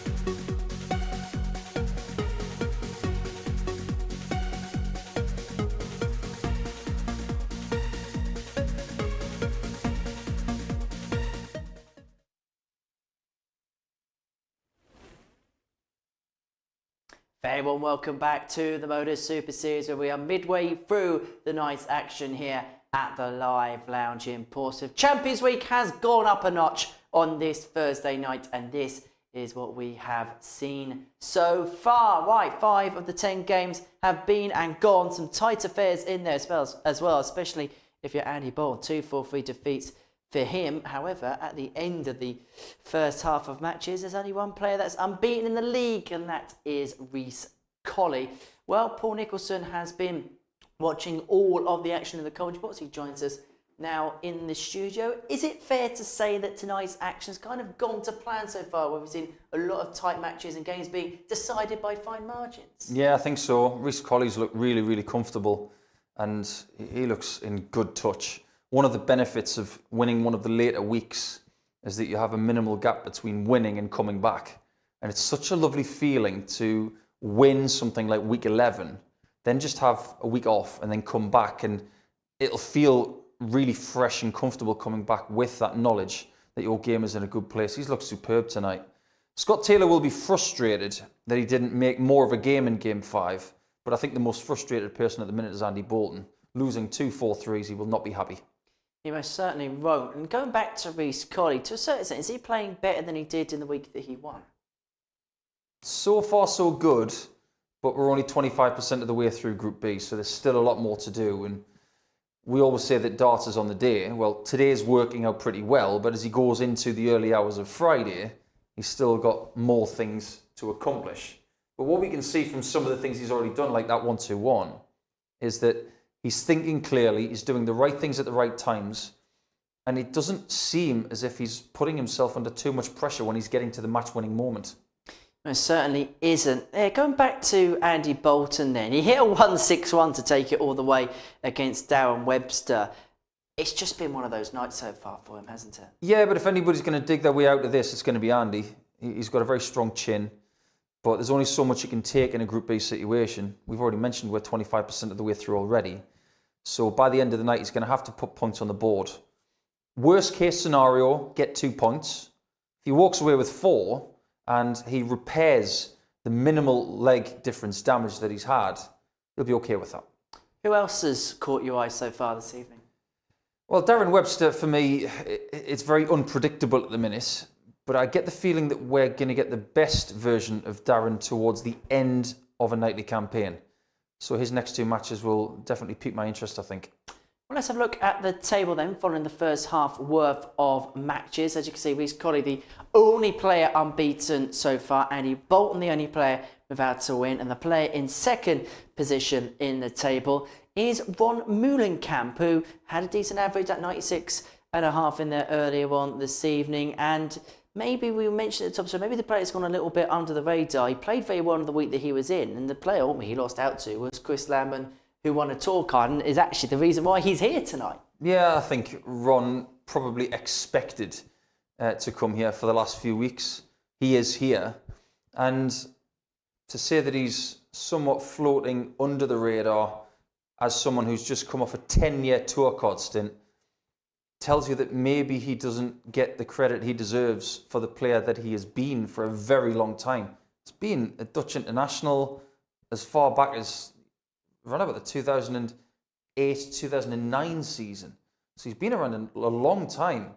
He's got himself in the top 3 in the first quarter of action. As to whether he will stay there, it will very much depend on whether that action stands up, because sometimes the follow-through is just a bit erratic, and where he lands in this department as well, because sometimes that is tested. Well, it'd be interesting to see how that develops as the night goes on. Well, we're very much in the midst of a Champions Week, which will go down in terms of the numbers books as one of the best that we have ever seen. And before Series 7 gets underway in a fortnight's time, and it's bound to be the best series yet with some of the lineups we've got coming your way, we've got a little bit of a special for you. Well, some of the players have had some difficulties finding one double in a leg this week. Next week, they're going to have to find 2. It's double 18. It's a perfect 9 dart, and he's been threatened all day. He is Jim McEwen! Oh, yeah. Love that. And so does he. The way he reaches the final. Double 12 for Kevin Painter to seal the spot in style. And that is a 170 checkout. Robert Thornton. It's double 6. Game shot on the 5th leg. What a tidy Lisa shot Ashton. that is. Game shot on the 5th Masterful leg. from Mark Durbridge. Yeah, Double Trouble is going to be our centre of attention next week. Group A very much littered with players that played at the World Seniors Championship. Mark Durbridge got the better just of our commentary friend and colleague Glenn Durham earlier on this evening. Kevin Payton and Jim McEwen are actually in action as we speak in that competition. Neil Duff was a victor earlier on this evening against Richard Rowlands, and yes, I managed to say that without a hitch. And Robert Thornton, of course, the defending champion of that competition. Group B sees Connor Scott, one of the most exciting young talents in the game, alongside the first ever Super Series champion Conan Whitehead. Lisa Ashton, Colin Osborne and Darryl Pilgrim make up the lineup in Group C. And it is all about this trophy now, though. Who is going to lift the Super Series title? It bears the name of Whitehead. It bears the name of Luke Littler twice as well, alongside Raymond Smith, our lineal champion, who's yet to defend this cup. And of course, Jim McEwen, who won it last time out. And it is fair to say already that whoever's going to lift the trophy on Saturday night would have done it the hard way, every single player having trials and tribulations so far. So into our 6th game of the evening session we go, and we're going to see how Darren Webster fares following that loss to Reece Colley last time out. Watching all the action in the commentary box alongside Laura Turner is Paul Nicholson. Thanks, Henry. And that game between Painter and McEwen at the World Seniors has done a 180. 2-0 to McEwen, 2-2 now, and Painter's taking the first leg of the final set. Tell you one thing, if McEwen wins that game from that position, that'll be a spicy meatball on Monday morning. Yeah, but just looking at that lineup for Double Trouble Week, yeah, Monday could be interesting if Painter, well, regardless of the outcome, I think that could be an interesting meet between McEwen and Painter on Monday. Throw first. Game on. Yeah, plenty for Chris Mason to talk about, but as to who will be taking that wonderful trophy home, we will keep you up to date with the latest 81. comings and goings. However, we will be handing a certain trophy away on Saturday night. And these two players want to be the person getting their fingerprints on the silver. 43. First job, though, get to Saturday night. And so far, so good, you would say, 50% as a win ratio for the night. 100. Two players who have just come off the tour as well. If you're in their position, you're up against someone who has been on the tour as long as you for the last decade. 42. This will feel like a fairly comfortable game because you'll know an awful lot about them. Yeah, and it's something I kind of pointed 60. towards as well when we had Ted Evans here last week. When you have got someone like Darren Webster who's literally just come off the tour, and Ron Moulenkamp was the year before, I don't know whether sometimes you'll go up there with something maybe a little in addition to try and prove. You touched on it there with regards to Darren Webster, perhaps just doesn't get the credit and the merits that he perhaps deserves. And similarly with Ron Moulenkamp, both players 60. very strong, very long careers, perhaps haven't picked up as many titles as I would have expected, but to be fair, it's fine margins. It's such a tough arena to play in. They've actually played each other 9 times. 43. In PDC darts, different qualifiers, Players' Championship events, UK Open qualifiers when we used to have those things. All the way back to 160. 2016. That was their first meeting. It was won by Darren by 6 legs to 5. And they've never played each other at best of 7. This is a first for them. 58. Well, Darren's just done something rather flamboyant. But can he finish the job? 20. What is it about someone tonight who just can't seem to have an easy leg against Ron Moulenkamp? Well, that's 16, puts pay to that. Yeah, there you see that eyebrow raised once again.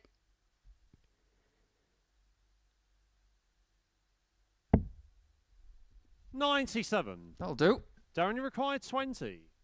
Can he get it right this time? No score. If anything, he got further away after the first start, which will displease him very much. That left eyebrow is getting a lot of attention. You can see plenty of that.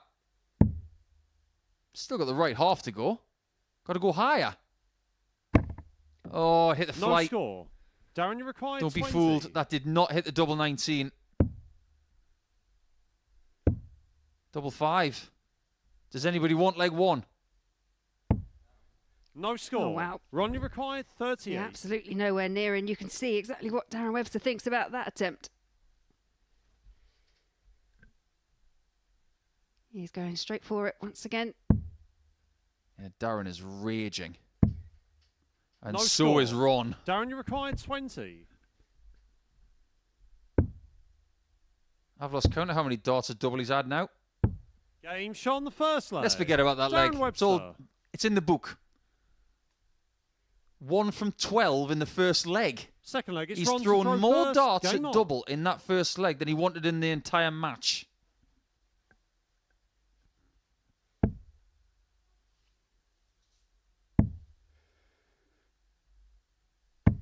$134. Ron Moulenkamp has actually won 2 Challenge Tour titles.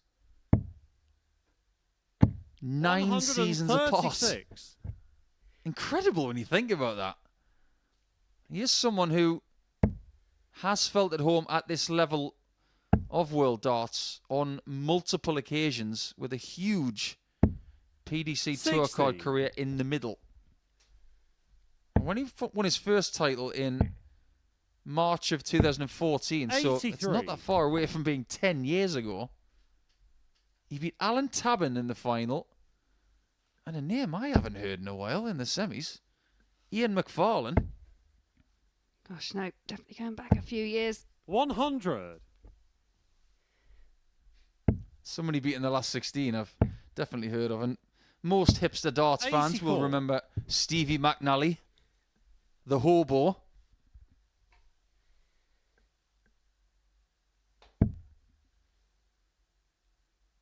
Let's talk about something a bit more recent. His winning a Challenge Tour event in March of 2023. So he's won both of his Challenge Tour events in March. 76. Something about the month. Yeah, something about spring. He beat Alexander Merckx in the final last year. 72. After beating Eddie Lovely in the semis. Ron, you require 100. We know a thing or two about Alexander because he's the holder of the fastest game ever here. I do think the pace of perhaps someone like Yellow Klassen probably did aid the actual record. Oh yeah, you need a good dance partner, that's for sure.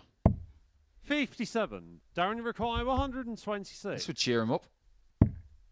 Cheer yourself up, Darren. Hit the bull. 101. Or not. Ron, you require 74.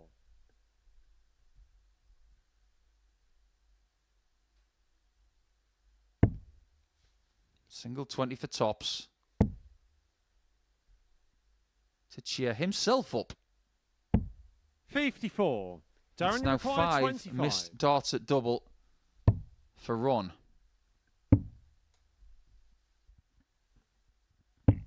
$17. Ron, you It's require happening 20. again.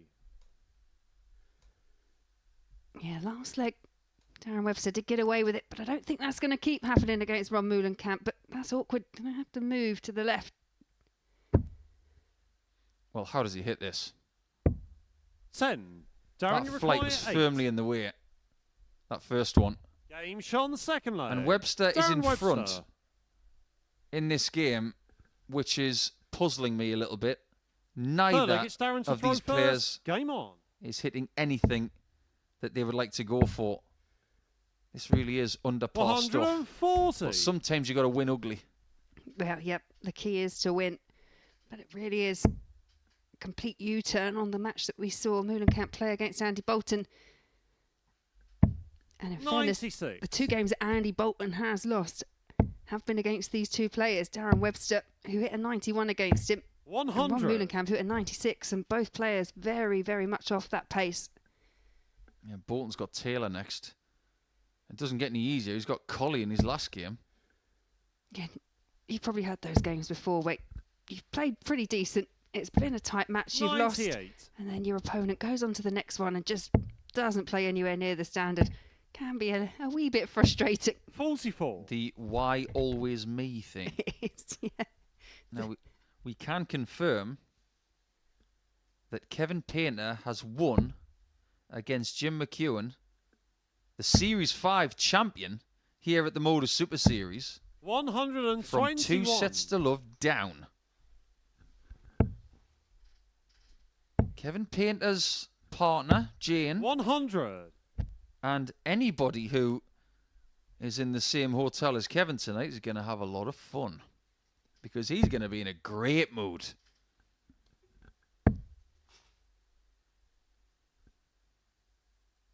Yeah, real big 41. turnaround. Darren, you require Ron Moulenkamp's going to have to 170. find a bit of a turnaround here against Darren Webster. 93. Ron, you require 145. Big ask. I could say. Big punch needed. Well, go for the bull here, really. Or you can just find that. I mean, that is a ridiculous dart from Ron. Game shot third. Not that it makes any difference. It's now 3-0.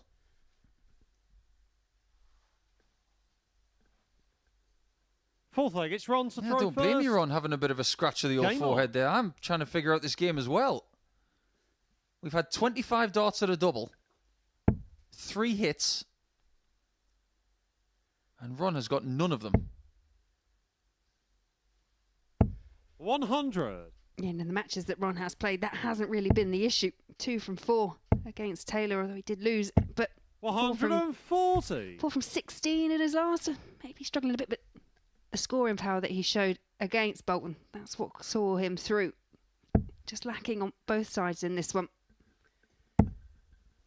He won't know about it. 81. But he's got to massage his inner Kevin Painter here. You've got to start being the comeback king. 57. In these spots, you either wilt or you stand up and somehow get it done. And arguably the way that these results are going, everyone's kind of beating everyone else, and you could argue that leg difference is something that may come into play when we get into the final day tomorrow. 140. No one suffered a 4-0 defeat yet. Well, weirdly, in the table before this match started, 60. One player was in a positive leg difference, the rest were in negative. I can't remember ever seeing that after 5 games. No, very unusual. That makes this potential leg swing here really interesting indeed. And Ron is cursing that second dart. He wants to stay on the 20s, but he doesn't want the same thing to happen again. Yeah, he really can't find a position that he can settle on. Honestly, Laura, this is like the facial expression Olympics up here tonight. 80. Well, it was worth waiting for. It was indeed. And I'll tell you what, though, if I could do that with my eyebrow, I would do that quite regularly.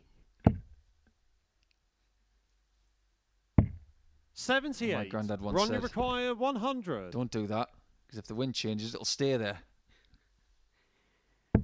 Yeah, I think a lot of kids went through early childhood believing that. And if you still believe it, it's true, honestly. I'll use it one day.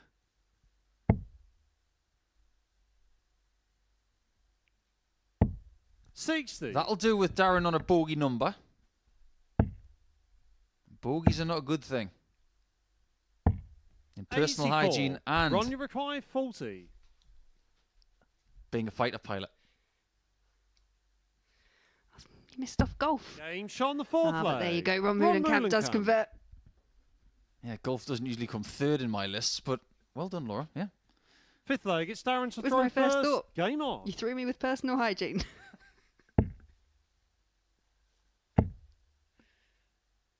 So in golfing terms, 166 is a bogey, but what's a double bogey in darts? 2 people on a bogey.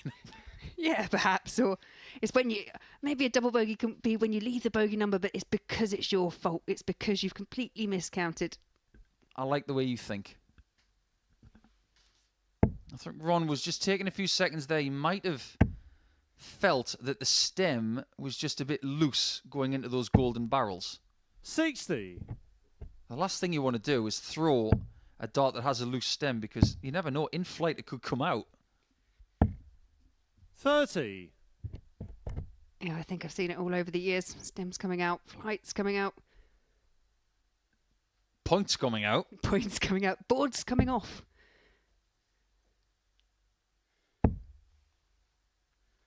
I've even actually played an opponent whose shoe 41. broke on the oche.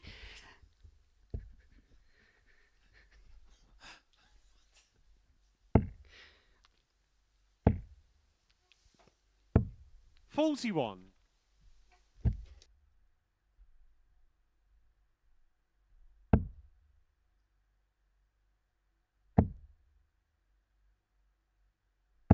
$100.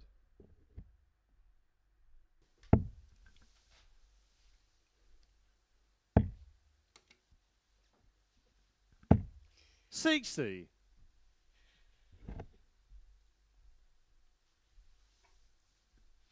I do not think these players are going to be happy with this performance at all. Both averaging under 75. 60. And when we came here to this group tonight, did we think that any match 140 would be like this? Absolutely not. And not two players who have got the experience of these two. And I think they can feel it. No, I think they'll look back on this and sense this could be one of the missed opportunities, especially if it does cost them a place in the top 3. Now that's the spot to go for Bull on 90 for me. 42. When your opponent is not on a finish. And especially when Darren likes tops a lot.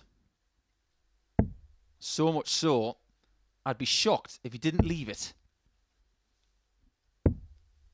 140. Yeah, good play. Darren, you require 48. Well, there you go. He's left double 16. 16. And he didn't Ron, want to either. 40. Yeah, I agree. I don't think that was the intended target, but interesting play there from Ron Meulenkamp. Game shot And the it fifth worked out leg. exceptionally Ron well. Meulenkamp. Now let's perform the autopsy on that 180 left then. He's got 2 treble Sixth leg, 20s, it's Ron to 2 throw upright first. darts. Game on. What's his play? He's got 60 left. Now he went for double 10 because he didn't think he was going to get a shot. 60. If he was in another place in this match, he might have gone for the small 20, which is risky. 60. Big 20, very risky. What else could he have gone for? There are 2 options that I've seen in recent seasons that other people would do right there. One is something that Dimitri Vandenberg does a lot. Treble 12. I can get behind that 100%. The other one, total genius from Diogo Portela. Double 14. 60. And he hit it to leave double 16. Some of these darts that were thrown years ago that just stay with you. 100. And it's a confidence in the ability, isn't it? I mean, the worst thing to do when you are on 180, and we mentioned it this afternoon, actually. 60. Dirk van Dijvenbode famously bust that 180 and it put him back, very much so in his career. 180 points after 9 darts here for Darren. He does not have a maximum in this match. There's only one person has failed to get a maximum in a match tonight. That's 87. Rhys Colley against Webster. I get a bit of a feeling here, Laura, that Darren is not liking the pace of this game. 140. Ron, you require 157. No, I think you're right. I think he's enjoyed that match against Rhys Colley. I know he didn't quite get the result, but it was competitive. It was just the nature that Rhys played 95. at. But he's one of those players, and he likes to get up there, likes to get on with it. He can play it 2 different 100. speeds, Ron, you but I think require he'd 62. rather go quickly. Are we going to have all square? Or is Darren Webster going to be 2 points up? He chooses 32. Game shot on the Fabulous sixth choice leg. and some gumption Ron from the bomb Meulenkamp. as well. This is a spicy affair, which will be a 1-leg shootout. 7th and final leg. It's Darren to throw I'd like to first. tell you Game that it's a on. high-class match, but I'm not going to sit here and lie to you. It isn't. 140. The doubles aren't good. 3 from 19 for Darren, 3 from 11 for Ron. Both of the averages are around 77. But don't let those numbers fool you into thinking that these 2 points do not matter. 140. And you can really see now, Ron Meulenkamp, he is fighting for every dart. 82.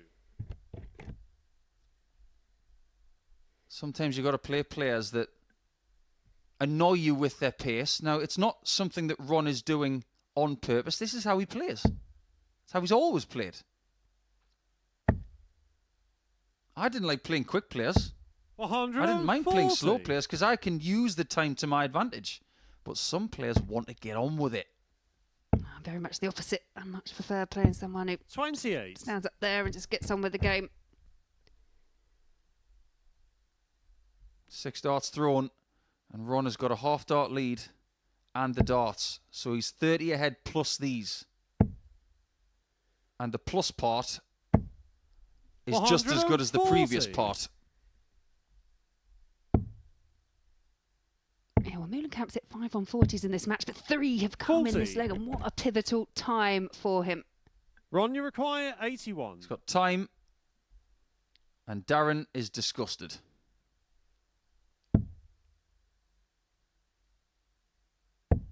Again, Ron's got 62, but this time it's with 2 darts.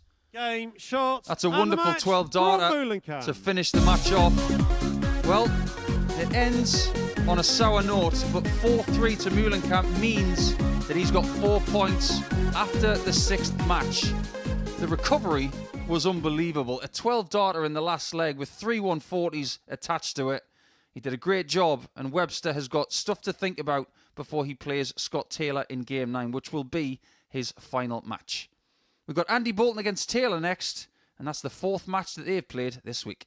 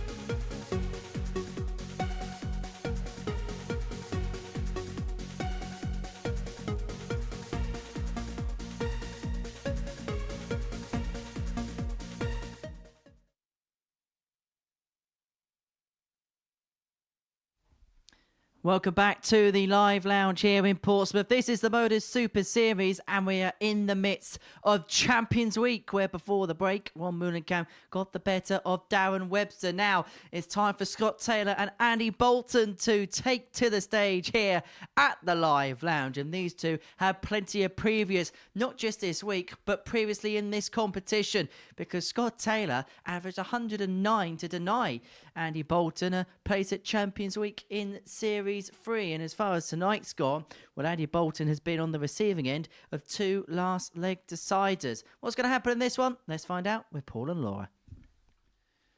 Well, Henry, you could say that the bomb brought chaos in the previous match and upset Demolition Man, but game on. Can the X Factor get the better of Tenacious T? Very good, very good. I've been rehearsing that for the last 2.5 minutes. I think this may be a slightly more friendly affair than the previous one. However, friends does go out the window when it comes to games like this. It's game 7 of 10. 97. Andy has lost 2 games against Scott this week. In fact, I do beg your pardon. He's lost all 3. As we get closer to the midnight hour, I am very close to turning into a werewolf who can't read. 140. Kind of Wolfie Mark II, werewolfy.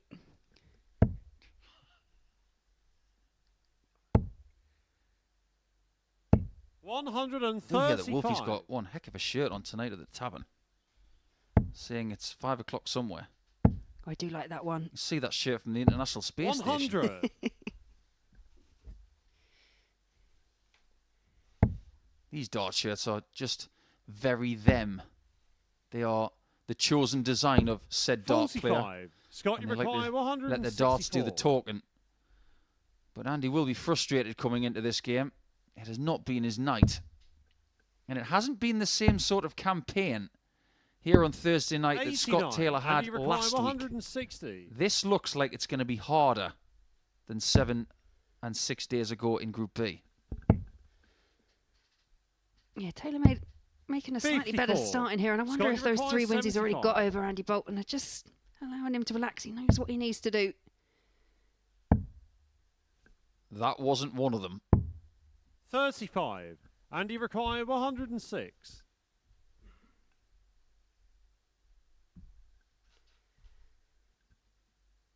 Andy's doubles attempts have doubled from game 1 to game 2. He'll be hoping that doesn't happen again. 74. That double 16 has cost him a few legs tonight. 40. Do you know what? I was going to say, every single match he's had one of those type of shots, that 3-dart, low-ton checkout. And he was so spot on in the Group A stages with hitting them and taking the advantage. No and he requires Scott 32. Taylor just not able to pinpoint those doubles. Game shot. Andy can find that one. Andy Bolton. What I was saying about Andy's doubles, in his first game, he had 8 attempts. Second leg, it's Scott to throw first. Second game 16. If you think that it's not possible that he's going to have 32 darts at a double in a game. 134. We've been close this week. Chaz Barstow had 30. Yeah, and he came out the winner of that match. Just is good enough. 140. If you're keen to be here on Saturday night for the Champions Night, you might want to be quick. 97. I think we're very close to a sellout for Saturday night. This is going to be some atmosphere. Tom Sykes is going to have some great support here. Yeah, and I do like a party with an atmosphere. 137. If you didn't hear that, by the way, that was Laura doing her best Juicy Wiggle in the commentary box. In homage to Andy Bolton. 92. Can you imagine if he wins the whole thing? Be like a stage from Vegas. Yeah, you could see it, couldn't you? The extra Juicy Wiggle. 83. Bit of Stavros Flatley. He doesn't want to fall flat in his face, that's for sure. 100. And he requires 141. Can he double his lead with a big shot here? Had a 161 earlier. He's not going to get the younger cousin. 89. Scott, you require 78. Tell you what, that neck movement from Andy Bolton is very pronounced tonight. Game shot on the That's second better. leg. Look how Scott good that Taylor. double 6 was. But when you look at the mannerisms Third leg, of it's a Andy player to throw throughout the first. week, you Game start on. to establish some patterns and some behaviours. We have seen a lot of warming up, and 58. I know sometimes we say that Andy's doing a bit of an Alan Norris at the back of the stage, where he's just wafting his arms around and shrugging the shoulders. But obviously what he's trying to do here is trying to stay loose. 134. But there's a lot of neck movement happening here. I just wonder if he's got something that's just a bit jarred or something that's a bit impinged. Oh, you mentioned before, I mean, 60. He does suffer a little bit sometimes with his shoulder and a few niggles. He can manage it very well, and that's why you do see all that stretching and movement. But you talk about body language, and after Scott winning that last leg, 137. still doesn't seem particularly happy about how things are going tonight.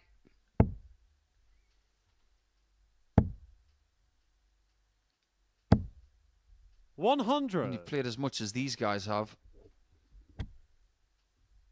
maybe some of the previous toings and froings in these groups are coming to the fore. The memories are going to be there.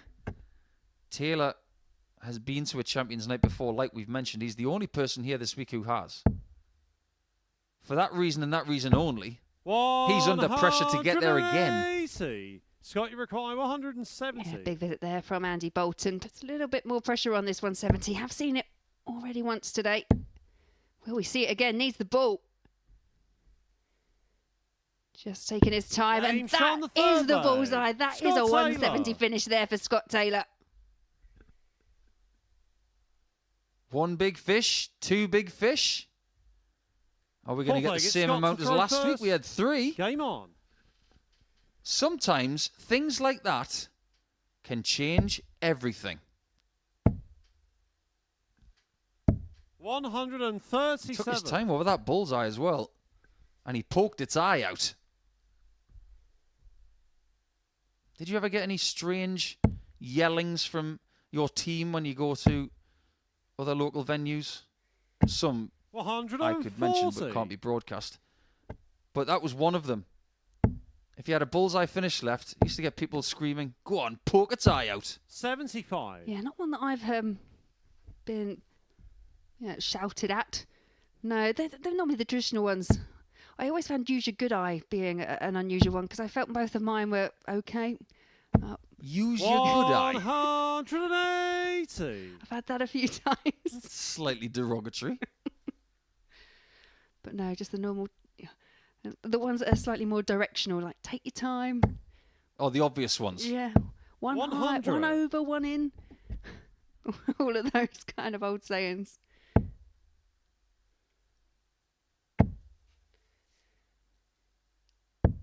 Oh yeah, this is a great leg from Andy. What a response to that 170 checkout from Scott. It's just about to say. What was he up to there? Trying to leave 9. 16. Frisky. This can't possibly be another one of those games where he averages well and loses. Double 2. 12. Oh no. He's thinking exactly what I've just said. Dart Scott, you Javu. require 49. Yeah, this will hurt. Up for 9.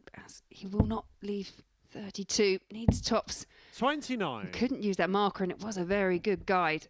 When you get a chance to put Bolton away, you've got to take it.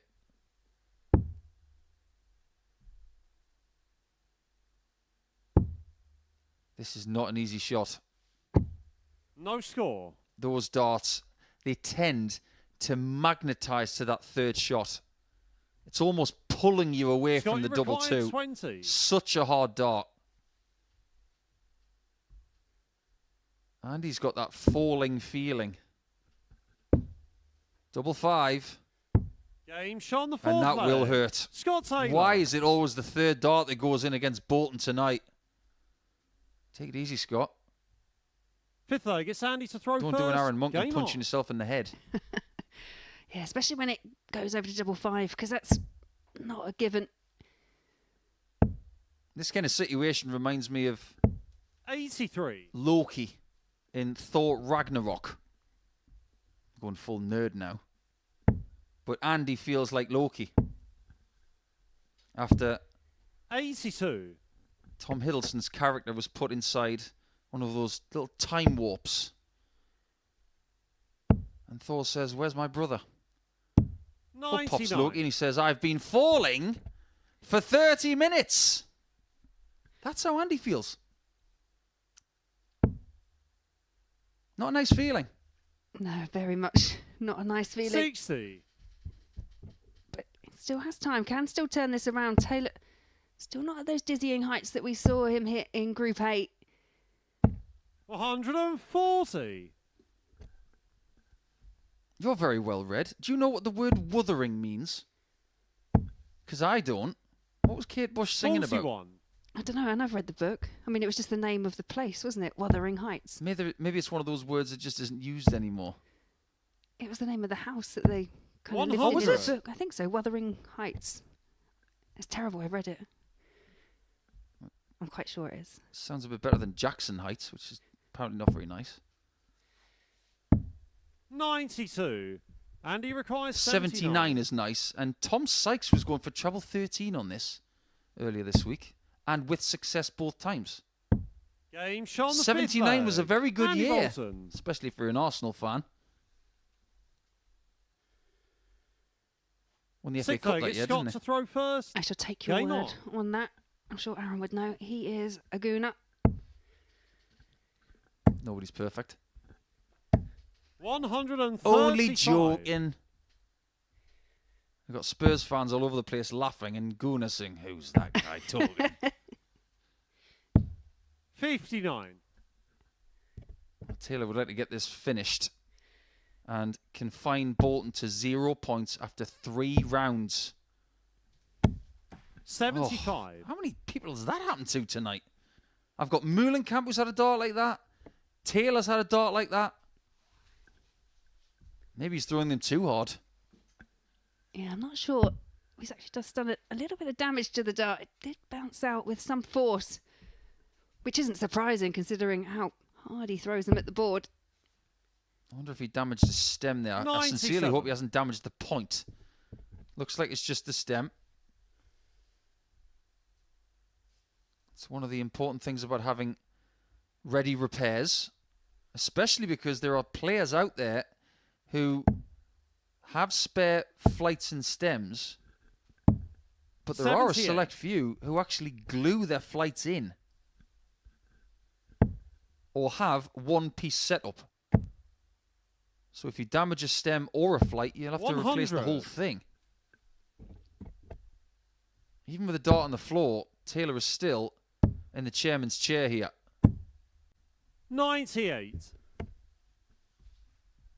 Yeah, very much so. And the first 2 matches have gone the way, well, have gone against Andy Bolton, but have been 4-3. He'll be hoping to at 99. least force Scotty require 150. some kind of last leg decider, but perhaps not looking likely. Match starter tops. Game. And Scott shot, Taylor gets and rid of the match. game Scott Taylor. fairly quickly. It's another one of those matches where Andy Bolton does play well, but loses. For the second time tonight, he averages over 95, but only gets 2 legs on this occasion. It's just been one of those nights. It's a bit like the Eagles in here at the Live Lounge in Portsmouth. But Scott Taylor has got 4 points from a possible 6, and he's got 1 game left against Darren Webster, who was upset by Ron Meulenkamp in the last match that they played. Speaking of the bomb, though, if he thinks he's got an easy ride as he comes into his last match, think again. Things are about to get rather chaotic.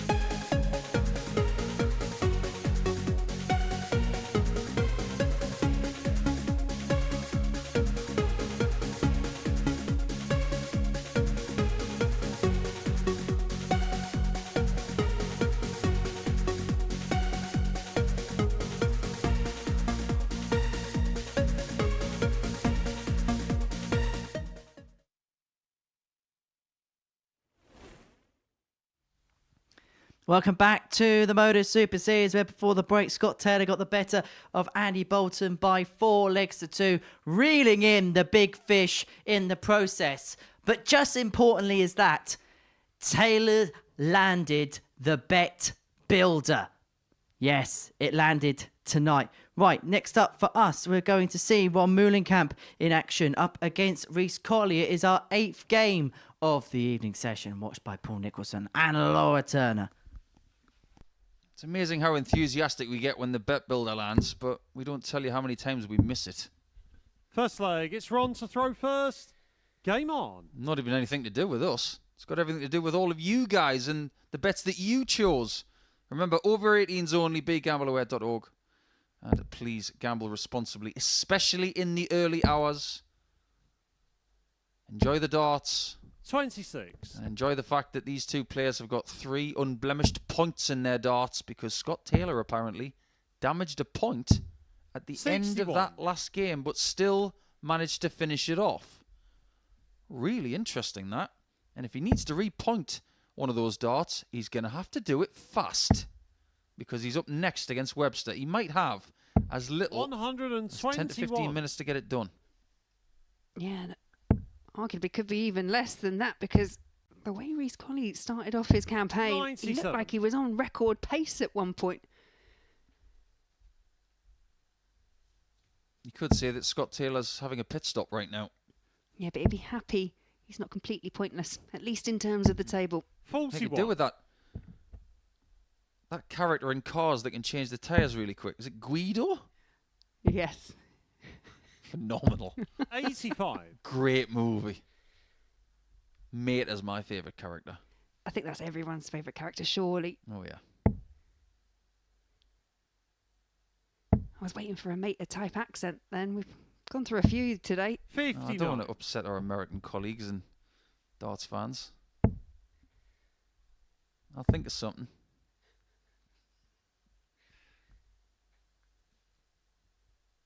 And no one's going to have to skid around the corner. At this point, Reece Collier's got 65, which leaves 193. 70. He's caught in two minds there. He just didn't know whether to go for the 60 or think of something else. Well, look on the bright side, Reece. You're still a dart ahead. Well, you have been. That's how fast darts can change. Yeah, absolutely. And it's Ron Moulenkamp that is first down to a finish. 45. That's a horrible Ron deflection. 114. Is the bomb going to go off in his final match? If he walks away with 6 points tonight, he is extremely close to Saturday night. Double top. Game shot on the first Very, leg. very nice. Ron Moulenkamp. Might need all of his experience in this Second leg, it's Reece to throw 8th first. match of the night Game because at the end of his previous one, things looked a bit sour. Yeah, but great start. Highest finish so far of the night from Ron Moulenkamp. 114, first time plus. Check out for him.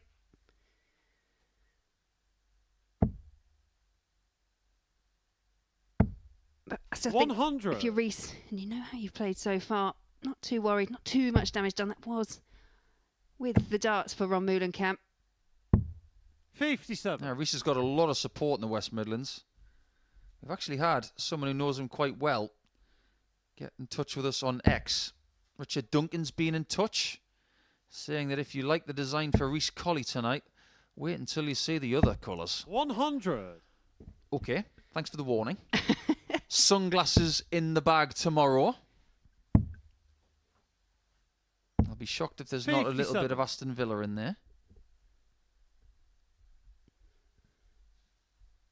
So the sunglasses, are they the same ones that we've seen donned before? I've got a collection. That I can imagine, to go with every other collection that you seem to have. And I bet they're all really nice and high-end and kept in pristine boxes.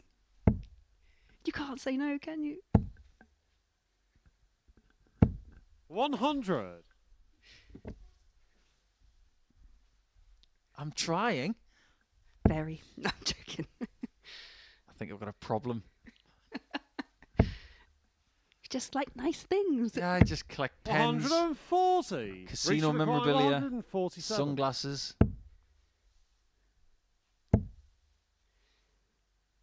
What these players want to collect are Ronnie points. required 118.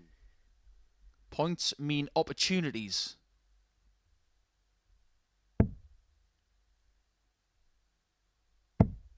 That's in by the looks of it. 58. I was Reach wrong. required 50. Oh, there you go. Don't challenge me to spot the ball. In fairness, the angle 30. it really did look in. Ronnie I required was being 60. rather speculative. I wasn't hedging. I genuinely thought that was in. Let's find out if this is in. It's in. On the second leg. Ron Meulenkamp. All seems to be going well for Meulenkamp Third this leg, it's evening. Ron to throw first. Game on. Started with a 4-2 loss to Scott Taylor. And at that point, only getting 4 darts at a double in that match and averaging 84, I wasn't sure what we're going to get from him.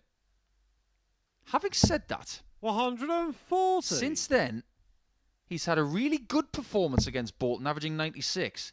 Then that somewhat scruffy encounter with Darren 100. Webster. And this is almost reverting back to what it was in Game 2. A little bit more class, a bit more output. 121. Talked about the shirt of Collie. What's your thought on the very angry-looking bomb on the back of his 60. shirt?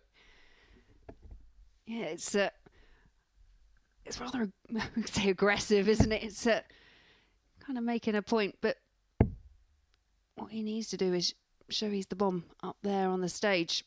So far, the results 60. at least have, for the majority, gone his way, and he's looking pretty comfortable in this match. But I've been impressed with what I've seen from Reece so far as well. If he can just find that next gear, and that's a great setup shot there for the big fish. Yeah, wasn't it just?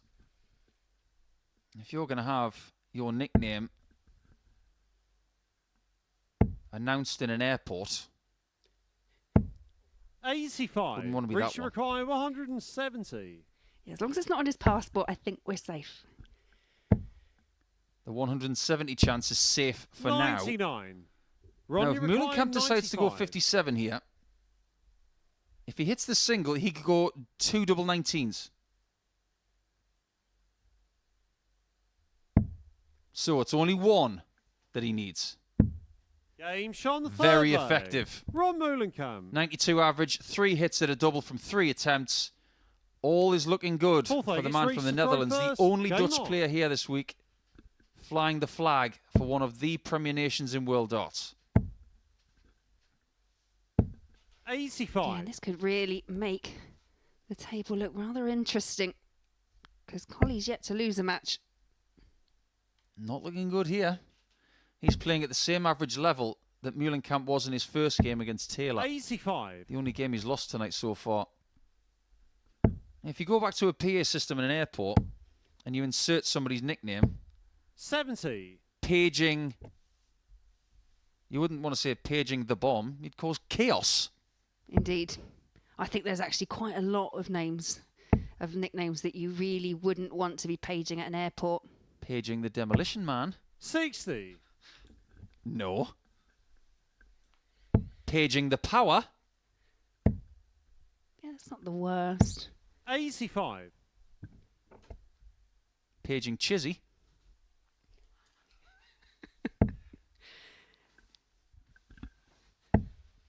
Why don't you play along at home?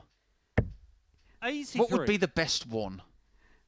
When you say the best, you mean the best worst outcome for a page Yeah, of a pretty much. nickname. You go an animal. If you don't like snakes at 57. the airport, paging snake bite.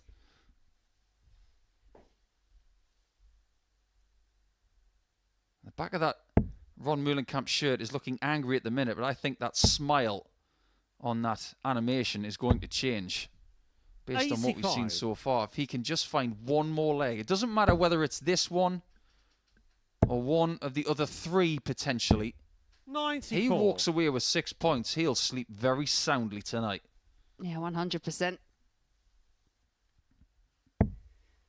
And I think, as you mentioned earlier, we've all been a bit guilty, perhaps, of never say 60. writing Von Moonekamp off, but I think based on what we've seen in Group A, he wasn't perhaps going in as one of the top favourites. 90. Well, this is very, very makeable. Ronnie require 128. The kind of shot that you really want to be your last of the day.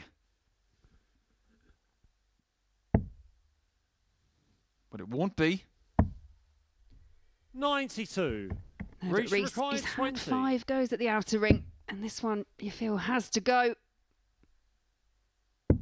Game shot on and the it fourth does. leg. Reece Colley. Pinpoint that one. First start was a bit wobbly. I don't know whether it wobbled because it hit one of the Fifth leg, it's Ron to throw metallic first. prongs on Game the outside of the scoring zone, or whether it just didn't come out of his hand right. But at least he's in the match now. I've got one to add to your paging in an airport. 137. Be paging the assassin. Not good.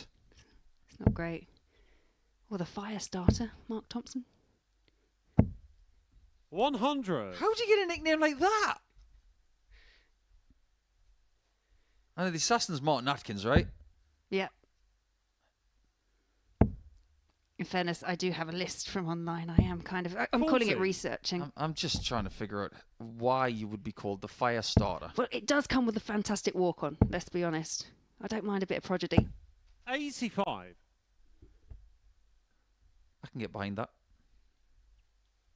Maybe it's something to do with the song. Indeed. I think for entertainment value, I'd love to hear someone page Darth Maple in Canada and then put the theme tune on. 100. Yeah, I can get behind that too. Just a row of stormtroopers walk through. But you do like a bit of sci-fi, don't you? I do, don't I? That's kind of come out 82. this week.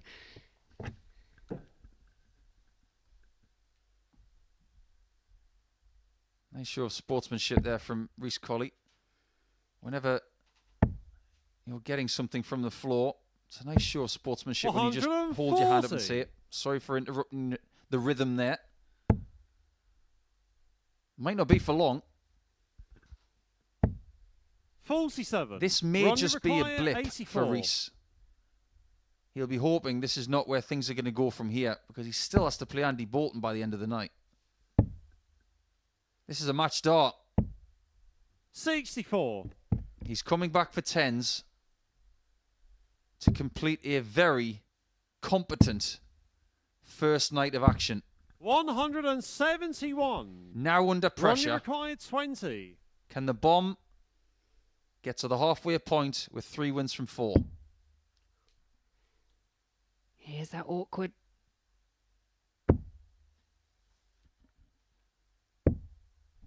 It really was awkward. Reach requires 16. And 4 match starts have come and gone. Maybe the pressure from Colley told. Game shot. And Colley doesn't wobble. Reece Colley. I like that. It's very good. And I didn't even say panna cotta Sick with a leg. wobble. It's Reece to throw first. Game on. This hairstyle that Reece Colley has, this is very fashionable, isn't it, right now? 41. Yeah, it's a nice little curl in the top. A few people with that style. Yeah, just go to the barbers, take care of the sides and the back, and just leave the top. 60. What's it called? A comb forward? I don't know. I couldn't get away with that. I couldn't imagine you without just everything pristine and in place. 100. My reputation precedes me. I'm more along the lines of what Ron does, you know. Get the brush out. Get the parting going. 68. I don't have a laser for the parting, though. He keeps that. He doesn't borrow it to me. 97. I actually had a really frank conversation with Ron a few years ago with himself, myself, and Yella Klaassen. We were all going through a rebuild at the time. We were talking about changing grips, changing styles, rhythms. 83. All 3 of us at that time were trying to rebuild our games, whether it was through injuries, 45. change of statures and stances. We all went through it, and we all did pretty well with it. It just goes to show that you've got players like Wayne Jones who have been playing for 30, 35 years, who have not changed a thing, but there are other people who have had to change for extenuating circumstances. 140. Yeah, well, I think sometimes if you do pick up an injury over your career, then it becomes a necessity to actually change it if you do want to remain within the sport. Ron is somebody who has made the last 4 of a European Tour event. And they don't just hand out those invitations at the door. 77. It's not the first time that's happened Reach tonight. requires 78. Perisher thought that maybe Colley could win this match now. To take us to the last leg decider, he needs tops. Game shot on the 6th leg. Everything changes. And this game is now on a knife edge. 7th and final leg. It's Ron to throw first. Game on. Thought you're going there with a bit of take that. Everything changes. Hugh's not here. Our good friend Hugh Ware. 40. It's his walk-on song, isn't it? Everything changes but Hugh. Maybe this guy's called Chaos for a reason. Because from 100. nowhere, this game is chaotic. To win from 3-0 down is not an easy thing to do against anybody. Maybe this is just an evening of comebacks. 95. It could be a vital trouble. It just gets him on the right side of 400 after 6. Watch out. Colley's about. 180. You have to argue, Reece Colley's really just picked up his game towards the tail end of this, and he's needed to. How was that the first 180 of the match? Answer me that. 140. Well, you go back to that opening match that Reece Colley did. We said the same thing there. 100. Didn't actually hit a 180, but played very well. 1-2-1 after 9 is a great effort. He's got company.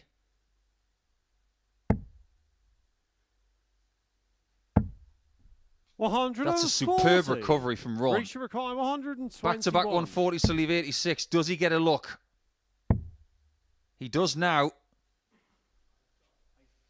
This game has been swaying left and right like windscreen wipers.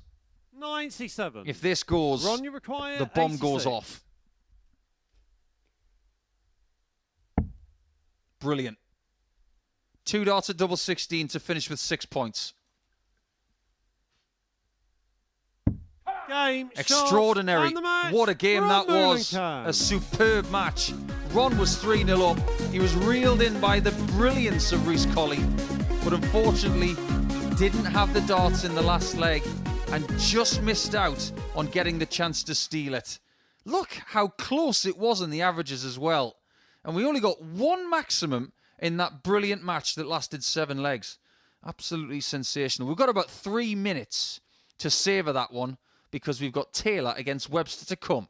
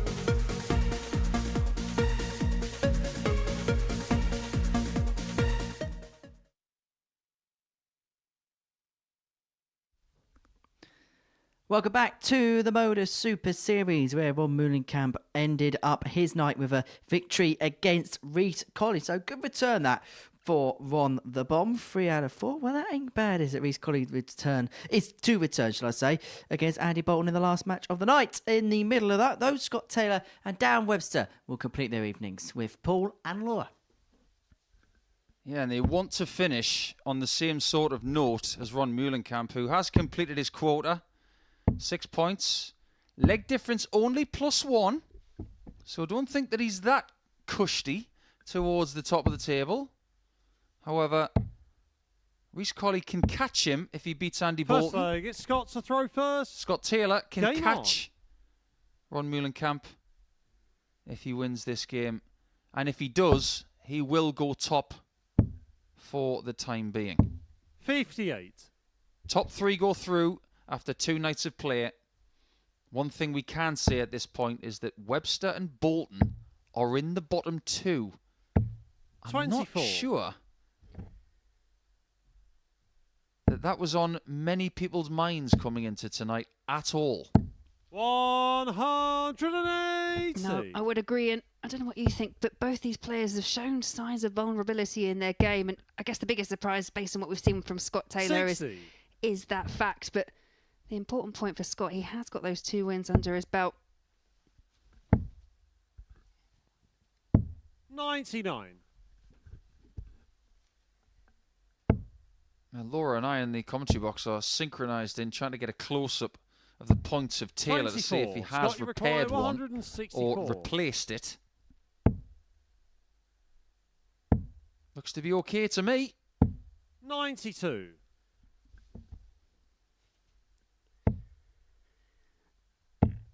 Well, what I would say is, if he hasn't, 81. I'd Scott, keep you it the require same. He finished off 72. that last leg in 15 darts to take the win over Andy Bolton, and he's made a good start here. Game shot on He the takes first the Van leg. Gerwen shot. Scott Taylor. 72 with tops. Why is that the Van Gerwen, you say? Second leg, it's Darren to throw first. Game New Year's on. Day, 2014. That's the shot that got MVG his first world title. And he hit it twice tonight in Glasgow. One of them against Peter Wright, who he actually beat in that 59. final. So a little bit of mirroring there, 10 years on from that first world title. 100. Ron Meulenkamp has finished for the night with 14 out of 40 on the doubles. 43. Just a little bit better than 1 in every 3. That's not bad. No, not considering that what we've seen today, which has been the most costly 57. factor in a lot of these games, has been misses at the doubles. Darren's got every right to curse his doubles tonight. 100. 3 from 19 in that game against Meulenkamp, where he was left very, very upset. 81. Yeah, and I would say he hasn't actually settled into that after the last game. After beating Andy Bolton in that first game of the night, 99. which was an excellent game to watch, which included a 161 from Andy, if you'd have said to Darren at the conclusion of game 1 that he would only have those 2 points coming into this, 134. I'm not sure it'd be that approachable.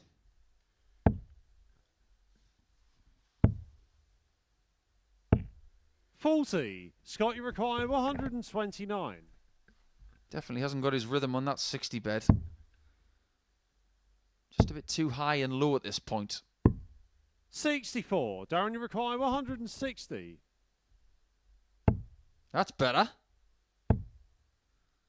That second dart was 83. quite difficult. Scott, you require 65. Still trying to figure out whether he was more comfortable getting them underneath or over the top. Game shot on the second leg. Speaking of the Scott top, Taylor. there it is. Yeah, I'm not sure Darren Webster is feeling comfortable at all up there on the stage.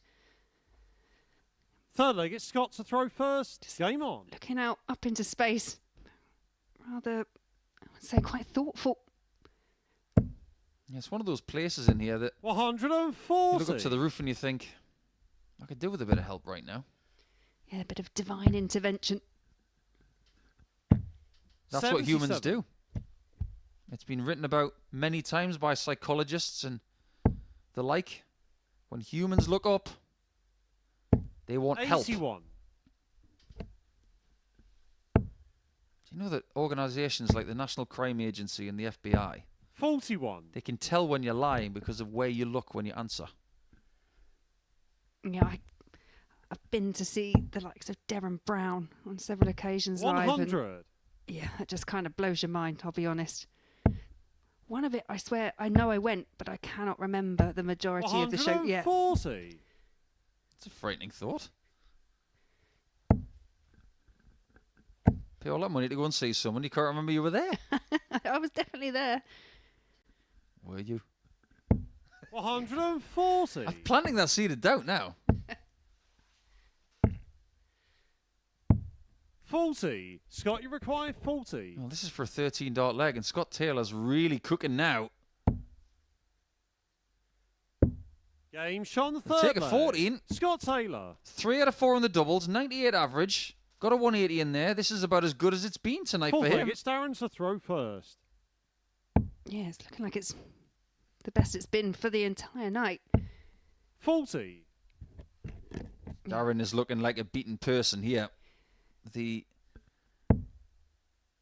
mentality doesn't look good. 140. And in Scott Taylor, you've got a merciless individual. 60.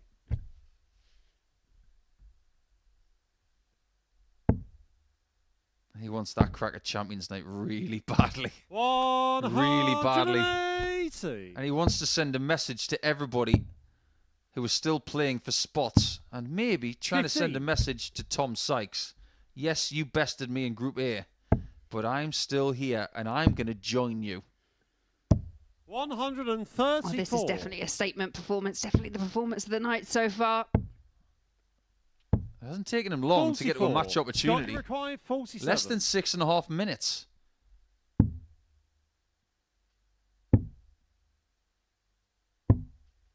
$33. Well, he won't be pleased with those 2 darts at double 14. But you don't see many people doing that on 47. And one of the reasons why is because if you split 65. it, you've got this. Scott, you required 14. Game. That's shot, the game, and Darren match. Webster's darts Scott were already Taylor. away. His night is over, and he has to settle for 2 points. As for Scott Taylor, he's going to walk away with 6 points. He played really, really well this evening. But speaking of the 2 points that Webster has got, it's 2 more than Andy Bolton. He wants to get 2 by the end of the night, and he's got to go through Reece Colley.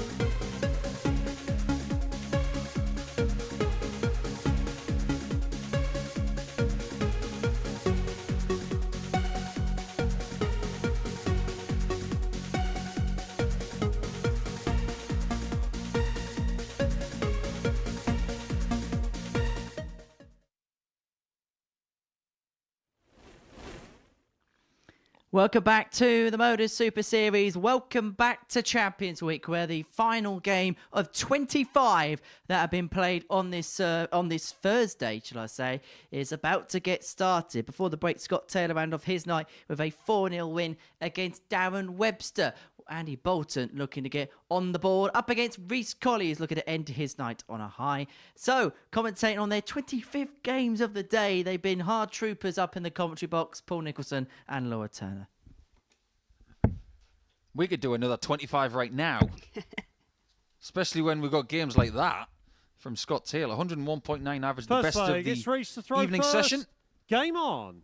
Fair to say he didn't have a great deal of resistance up against him, but now we turn our attention to Reece Colley and his opponent, Andy Bolton, who has been given the long shift tonight. 100. He got game 1, game 10, and 2 in between. But he needs points, and he needs them fast. Forget about Darren Webster 93. in 4th position at this point in time. He's done. He's got 2 points. Andy's problem is this. 140. If he loses this game, 3 players have got 6 points. And he's only got 4 games tomorrow. 59. I genuinely think if Andy loses this match, we 57. honestly could have this group almost done after 50% of play. Yeah, it feels like last chance saloon hit for Andy Bolton, and he'll be more than aware of that factor. 140. Which factor? Well, that factor, the X factor. Yeah, X factor's better than 95. that factor. What's your nickname? That factor. Nah. We could have the Krypton factor. He could be the superpower that just downs Matt Clark. 140. Krypton factor. Now you're talking my language. 57-32. 57-32, not 7-32. And he requires 69. This one's whatever you want. Oh, treble 11. Tops at the end. 49. And that's happened too many times tonight. He's edged 16s and tops an awful lot. And usually against Andy tonight, this goes. 36. And he required 20.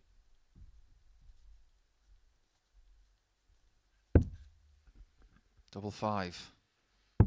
Game shot on the first leg. Very, very welcome, that shot. I can tell you that for one thing. And another, the person that Reece Colley beat in his weekly final second leg, it's is Andy very much first. in contention in Group C. That will start at 1 o'clock live on the MODUS Super Series YouTube channel. We hope you can join us for that. 2 players will go through that group. 100. 3 will qualify from this group in around 24 hours' time. We are getting so close to Champions Night. 140. I think the coolest customer in the building tonight has been Colley for me. He's not top of the table yet. Wins this game, he is. Because he starts 43. with the same leg difference as Scott Taylor. Albeit 2 points behind. So any victory, he will go to the top position before day 2. Yeah, but you do feel 100. Andy Bolton, he's going to have to find a way to get that elusive win. He's been unfortunate so far. He's gone down 4-3, 4-3 and 4-2 in his matches and played at a good level. Arguably played higher than his weekly average. Tells you a lot, doesn't it? You bring your game and sometimes it just isn't good enough. Darts is about timing. We speak about it an awful lot. You can play great stuff. But why does Michael van Gerwen constantly say he should put on a t-shirt, do the right things at the right times? Yeah, and I think the complete opposite has happened today for 81. Andy Bolton. He slipped up at exactly the wrong time. And once again, finds himself in a position where he's found that break of throw. It's something that he's going to need. And now he's not even in contention for the leg with his opponent sat on a double. I don't know how many times in a week we can reference Lisa Stansfield. But Andy, 100. this is the right time. 40. Do you believe in tops, Reese? Game shot on the There you second go. leg. Reese 1-1. Colley.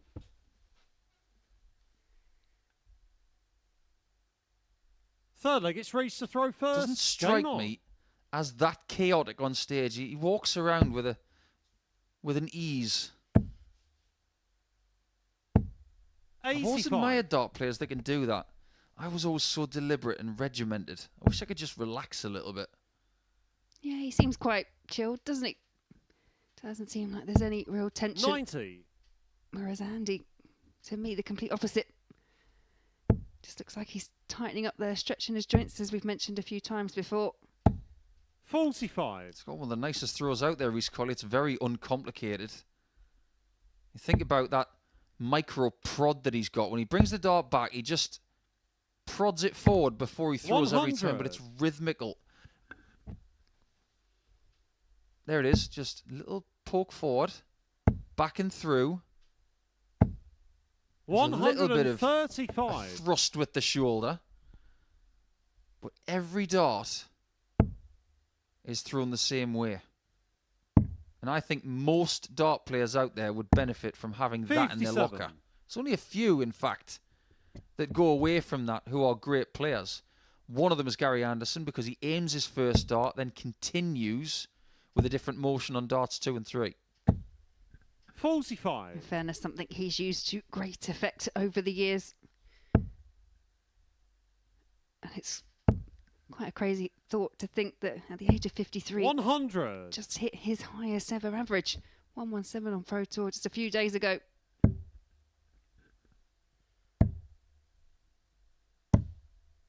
$123. 3 trebles Andy there, but 2 of them very big. 54. Forcing Andy into the corner. It's going to happen again. It's going to be one of those games. It's going to be really tight. 94. Andy's got to get out on the right side of this. I'm not sure how tonight could have been any worse for him. Double 16. 52. Take the chance. And he requires 60. Move on. Hold. Put yourself in a position to win. Oh my word, that was too close for comfort. Double 10. 50. Reach requires 60. He's getting that sinking feeling again. Yeah, and if this goes even more so, double 2.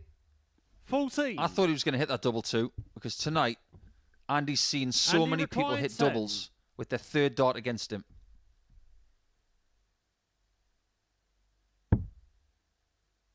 Hit the barrel. Either one. Oh my word, you've got to be kidding me. Reach required 2. He could have thrown that dart 100 times and 95 times it goes in.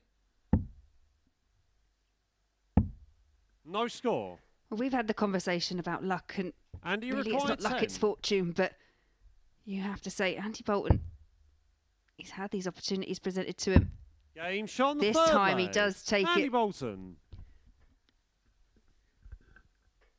I'm going to paraphrase Heath Ledger again. The Joker is not coming until later. Fourth leg, it's Andy to throw first. Andy Bolton. Game on.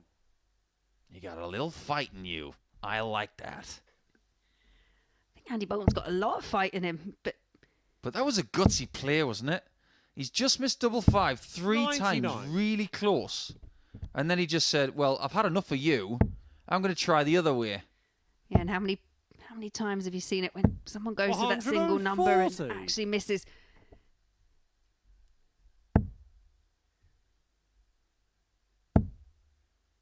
If Andy is to make Saturday night 80. in Champions League for the first time, he's going to have to do it the hard way. I don't think he's ever done anything in his career the easy way. This game is not easy. 97.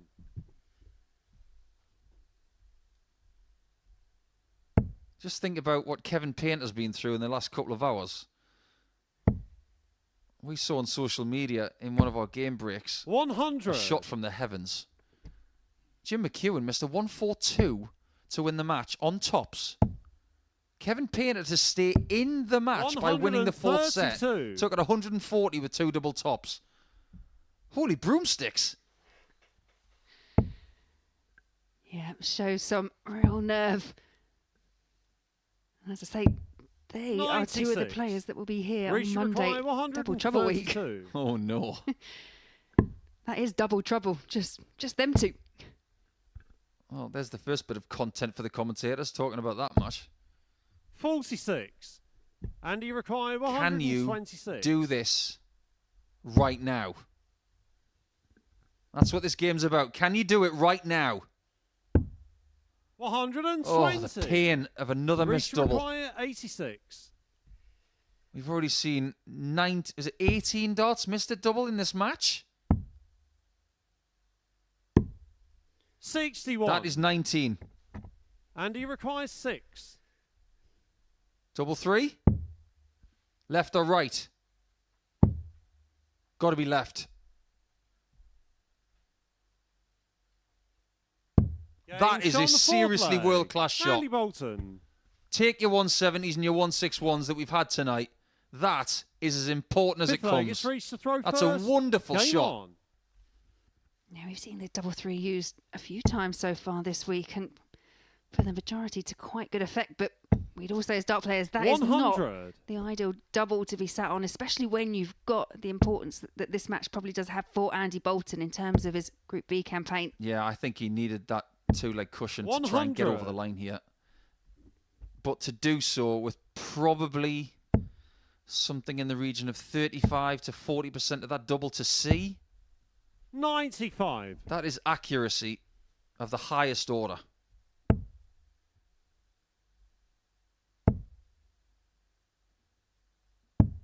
$99. I feel like it's Friday night from last week again.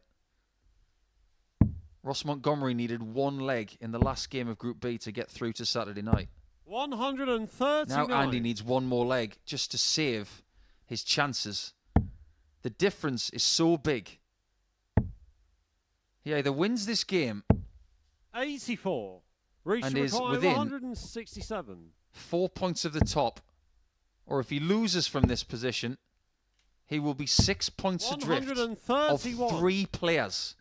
I cannot overemphasize that enough. Yeah, it just feels like a bridge too far. And Reece Colley once again showing some of that class that he's shown throughout the evening.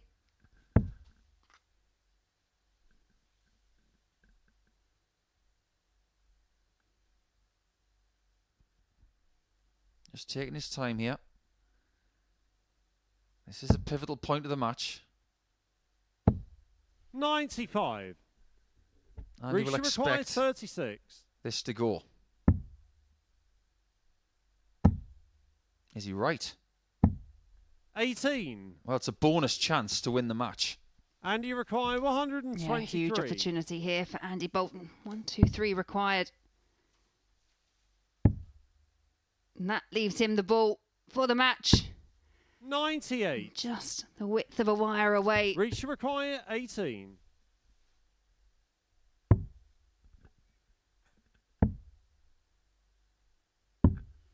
$10.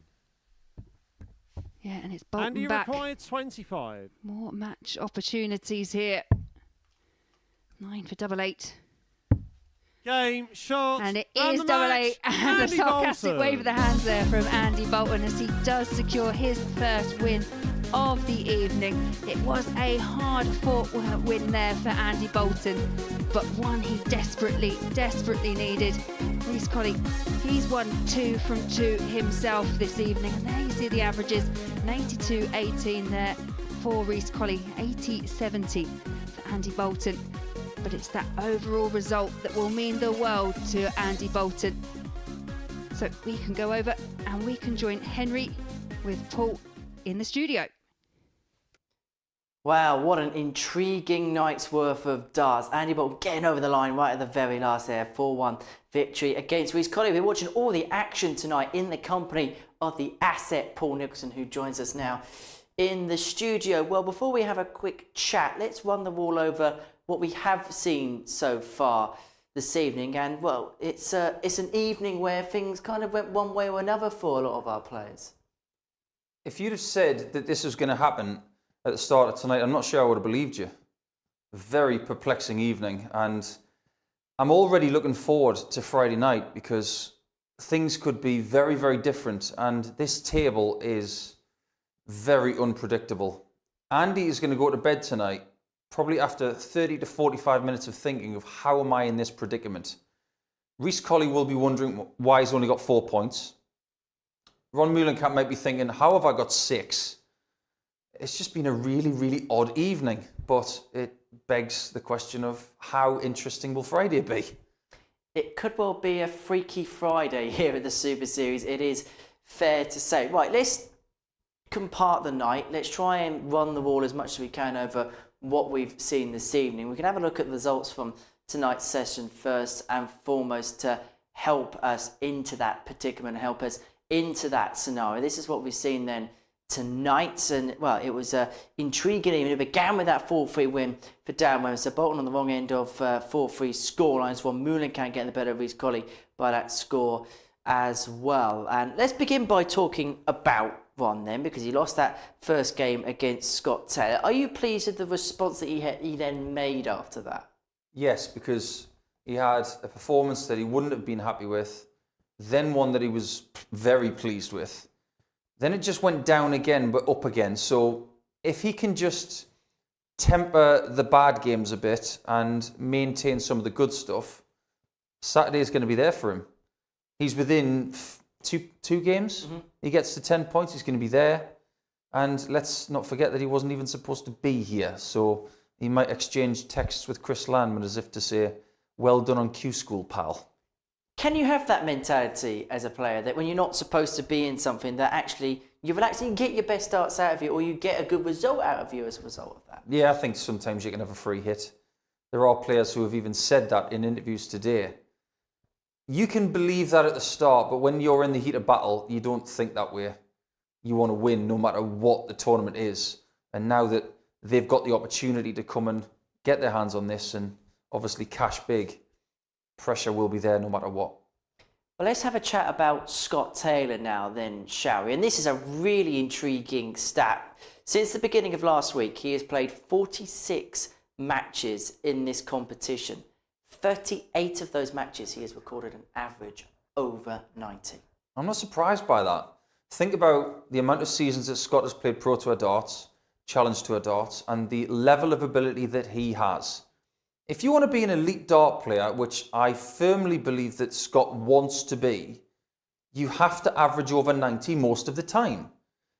In this venue, this setting, whatever you want to call it, if you're doing it on a regular basis, we will laud it.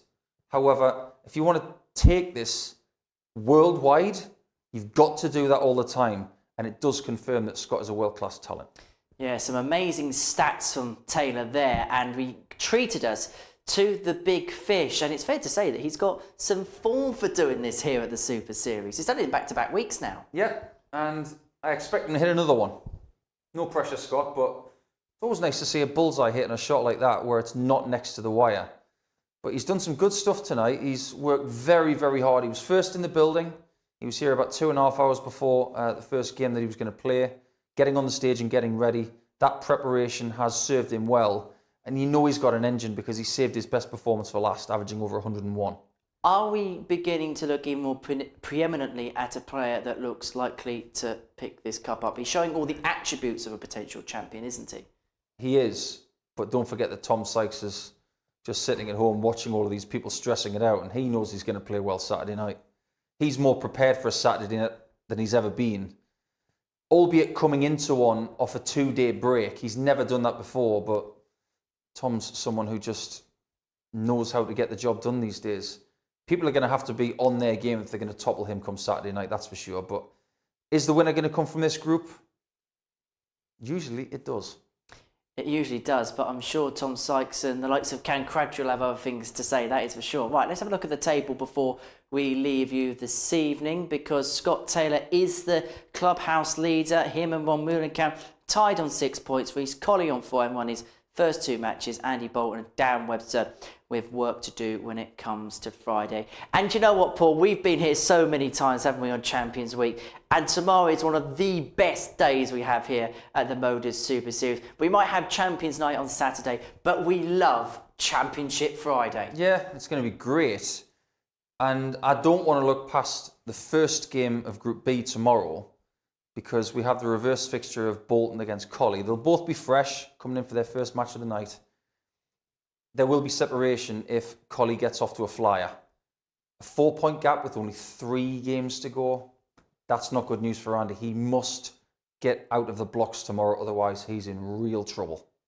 Should be good fun tomorrow. Right, we better go and get some kip and prepare for a blockbuster day of darts. Yeah, I think we need a heightening of standard from Group C. It wasn't brilliant today, but if they're going to catch Cam Crabtree, they're going to have to get a move on. Most certainly will. Well, Paul, thank you for your company today. Thank you to Laura Turner as well. Thank you for your company at home this afternoon and this evening. What has been a mammoth blockbuster day worth of darts. And tomorrow it hatchens up another notch, because it is Championship Friday. And by this time tomorrow evening, we will know the names of the 6 players that will be battling out for this famous trophy. It's been won by legends and legends in the making, and somebody else is going to lift it. It is going to be a new champion on Saturday evening. And as far as Group B is concerned, well, it is 6 of the best for Scott and Ron. Bye-bye from us.